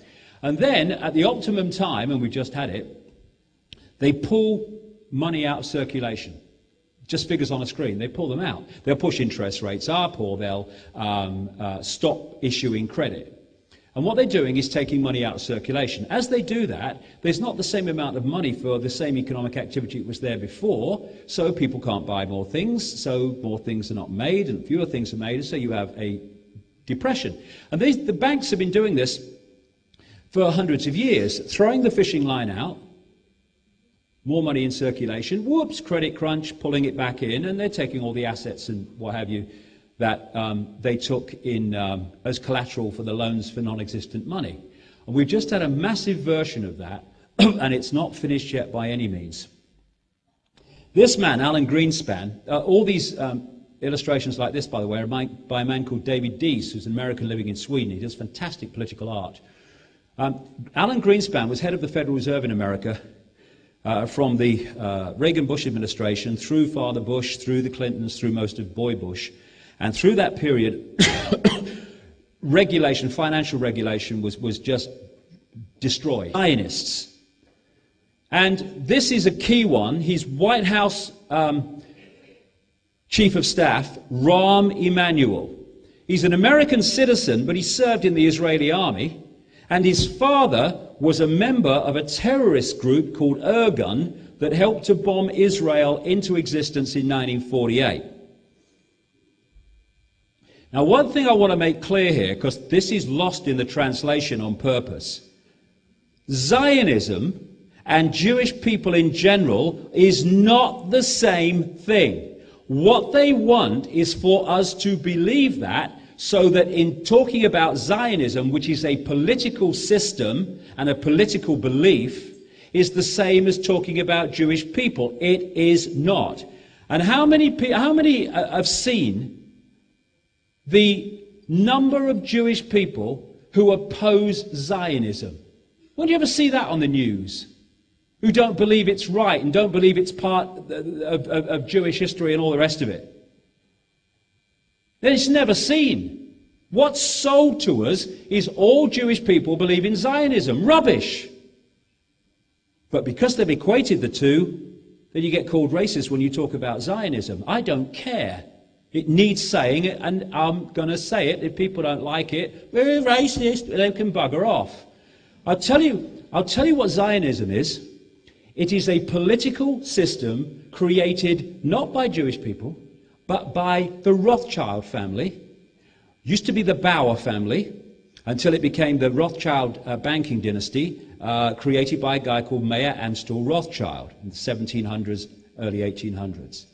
And they created Zionism, not for Jewish people and a homeland for Jewish people, but as a means of creating this agenda, by creating constant conflict in the Middle East. Now, they paid for the Knesset, the Israeli parliament building, built by the Rothschilds.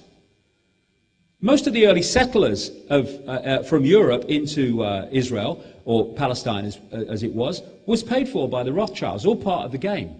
It was the Rothschilds who paid for the Israeli Tel Aviv Supreme Court building, which is full of esoteric symbols, Illuminati symbols.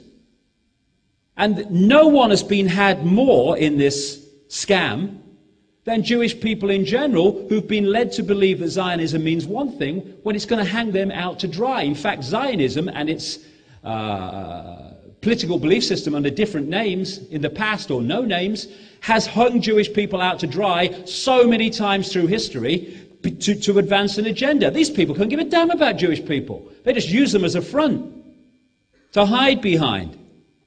Because the Rothschilds aren't Jewish in that sense at all. They're one of these hybrid bloodlines which infiltrate all peoples. So Rahm Emanuel is a massive manipulator and controls Obama's every thought. And alongside him in the White House is a guy called David Axelrod, another Zionist, extreme Zionists I'm talking here, who ran the entire election campaign for Obama and now dictates what appears in words on his autocue screens, his teleprompter screens. If you see Obama, right from the election campaign to today, he never looks straight there. He looks there, he looks there, he looks there, he looks there, whatever he's doing. And the reason he's doing that is because either side of him are teleprompter screens with the words that he's reading. And these words are written by, or written by, David Axelrod. He is so welded to these teleprompter screens, because he appears to be an intelligent man, but he's just an actor, that on St. Patrick's Day this year, Obama thanked himself for inviting everybody to a St. Patrick's Day gathering because someone else's script had been left on the teleprompter screens when he went up to read. He's now known by more and more people in America as the teleprompter president. And he's reading other people's words. Now, one of his major funders, who raised about $500,000 for his election campaign, is this man, Louis Sussman, extreme Zionist, who was vice president of Citigroup, which was Zionist, who was vice president of Citigroup, which was the major players in creating this economic crash in America. He's resigned about a month ago, and Puppet Obama has now appointed him, or is in the process of appointing him, United States ambassador to London. This is an Obama who said there will be no cronyism and giving good jobs for funding under my administration. So we're going to see no change in American support for the appalling events that happen in Gaza, the most crowded piece of land in the world. And in Israel now, we have a powder keg. We have real extremists in Benjamin Netanyahu, the Prime Minister, Lieberman, the Foreign Minister, who's so far right he meets himself coming back, and this guy Barak, who's the Defense Minister and was through the last regime when they were bombing innocent people in Gaza from the sky and burning the bodies of children with white phosphorus. Now they want a battle, they want a fight, that's what they've been brought in for. And this guy, Martin van Creveld, who's a well-known and kind of top-notch military historian in Israel, said this: "We possess several hundred atomic warheads and rockets and can launch them at targets in all directions, perhaps even at Rome. Most European capitals are targets for our Air Force. We have the capability to take the world down with us, and I can assure you that that will happen before Israel goes under." How many times have you had a discussion or seen a discussion on television or anywhere about the fact that Israel and eventually a free-for-all took place, and the consequences of that came just after, just by coincidence, Greenspan left the Federal Reserve, which is a privately owned cartel of private banks, not the Central Bank of America as it's told. And so at the optimum time, towards the end of the Bush administration, they pulled the plug on this boom, this credit boom, which had been manipulated and engineered to get right out of hand. And people will say this, just quickly, people say, well, yeah, but all the bankers lose and all that stuff. Hold on, no they don't. Some bankers lose. The people that own certain banks or run certain banks lose, but the people that control the system, they don't lose. If you control the European Football Champions League, you don't care if Manchester United beat Barcelona or the other way round, because you own the game. You can't bloody lose. And these families own the game. They own the system. Therefore, if this bank goes down, that doesn't matter, because they own this bank and they own the system anyway, and it doesn't matter because they own the system. And that's what we need to understand to appreciate why, if a few banks go down, it doesn't matter to these people. It can be very beneficial. So what they did was get people into debt while they were watching the football and having a beer. Oh, it's great, who's going to win the Super Bowl? And oh, you go. And then they crashed it, and all hell's breaking loose in America. It's far, oh, you go. And then they crashed it, and all hell's breaking loose in America. It's far worse. I was there for 2 months, early part of this year. I mean, there's tent cities in the bloody cities. You know, it's like, you don't see it on the news very much, but there's tent cities. There's people who a few months ago, had what they call in America middle-class jobs. They were selling cars and doing all this stuff. Now they're living in tents. It's a catastrophe in America, and it's being hidden at the moment for reasons that I'll come to. So then they bring in this guy, Henry Paulson, who was the chief executive and head of Goldman Sachs until 2006, and then became Treasury Secretary, just in time to be the man that said the only way to react to this credit crunch and all the catastrophe caused by the banks is to borrow vast amounts of money that the taxpayer will have to repay and give it to the same bloody banks that caused the problem, including Goldman Sachs while he was chief executive. And so all this money's now been poured at the banks, trillions, and it has changed nothing. They're hiding the fact that it's changed nothing for now, but not for much longer. So then we had this difference. Here we have Bush justifying this throwing money at banks. I won't read it all because I want to get through, because time is short with all I want to get through. But one of the things he said to people on a television broadcast: if you own a business or a farm, you will find it harder and more expensive to get credit. More businesses would close their doors and millions of Americans could lose their jobs if we don't give trillions of dollars, billions in his case, it became trillions, to the very banks that have caused the problem. And then we had a change of presidency and everything changed. And Mr. Fake said, economists from across the spectrum have warned that if we don't act immediately, millions more jobs will be lost and the national unemployment rates will approach double digits. More people will lose their homes and their health care, and our nation will sink into a crisis that at some point we may be unable to reverse. Reptilian brain, oh, do it. Except that large numbers of Americans are not happy with them doing it, because times are changing and people are getting wise to a lot of this stuff. Again, be afraid. Be very afraid, because we've now invented the monster. It's called the credit crunch, and fearing your financial future. And so what does Obama do? He then brings in to solve the problem the very people who caused the problem. There's a cartel of private banks, like I said, which constitute the Federal Reserve, which is officially the Central Bank of America, but it's a private banks. The most important one and influential one is the Federal Reserve Bank of New York. Decisions that they made fundamentally brought about this credit crunch that we're looking at. The head of the New York Federal Reserve Bank was Tim Geithner. What happened to him after the catastrophe he caused? Obama made him Treasury Secretary to decide how to react to the problem. He also brought in Larry Summers, who is the banker's boy, a man who in 1991 signed a memo when he was chief economist for the World Bank, advising the World Bank to dump its toxic materials in third world poor countries because the cost of compensation for the death and injury that would follow would be less than in a Western country. Obama made him one of his key economic people, and Paul Volcker, head of the Federal Reserve for a long time before Alan Greenspan. Here we go. Two for the money. Bankers' boys who helped to cause the problem are now solving the problem. And interestingly, a few days ago in Greece, there was the 2009 meeting of the Bilderberg Group, in secret, of course. And there, because there's people now that let certain real journalists have membership lists, or attendee lists.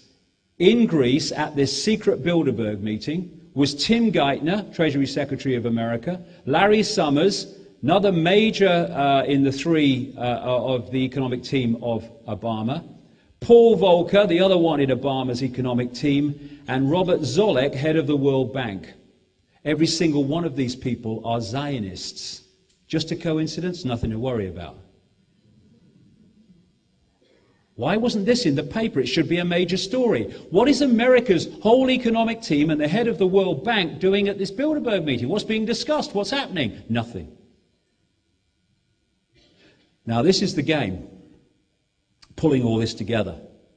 This economic situation is designed to go in three stages. One has happened, one is happening, the other one's yet to happen. Stage one, you collapse the economy, and you cause a crisis. Stage two, covertly, and got that reaction to openly make changes in legislation to push the agenda on, or you get people thinking, I don't really want this to happen, but it's the only thing that we could do in these circumstances. I've heard it while I've been here, 3 days. We've got to join the European Union in Croatia because we got no choice. We never have no choice. Never. We have choices we'd like to make, choices we wouldn't like to make, and whatever, but we never have no choice. The idea that we have no choice is one of the great manipulations. Well, I had no choice. Cop out. Anyway, the Second World War. Thank you.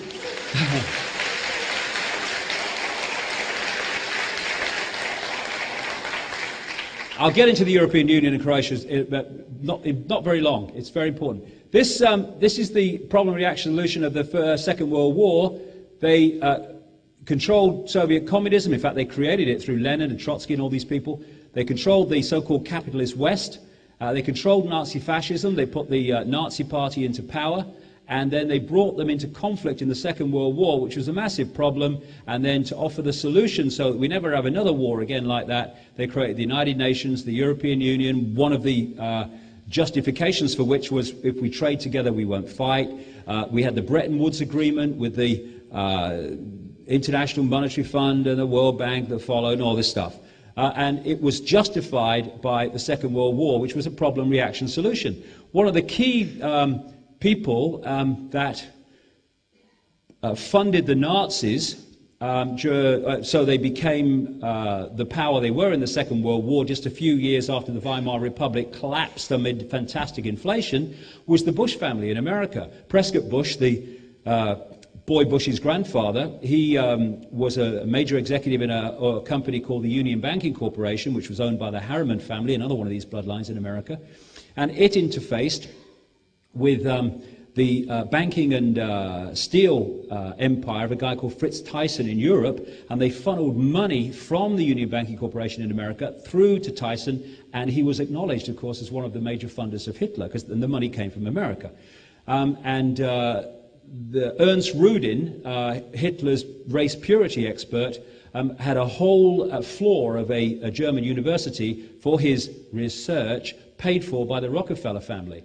There are no borders with the Illuminati. They just do what's necessary to bring about the problems that they can offer the solutions to. And as a result of the Second World War, of course, the world changed fantastically everywhere.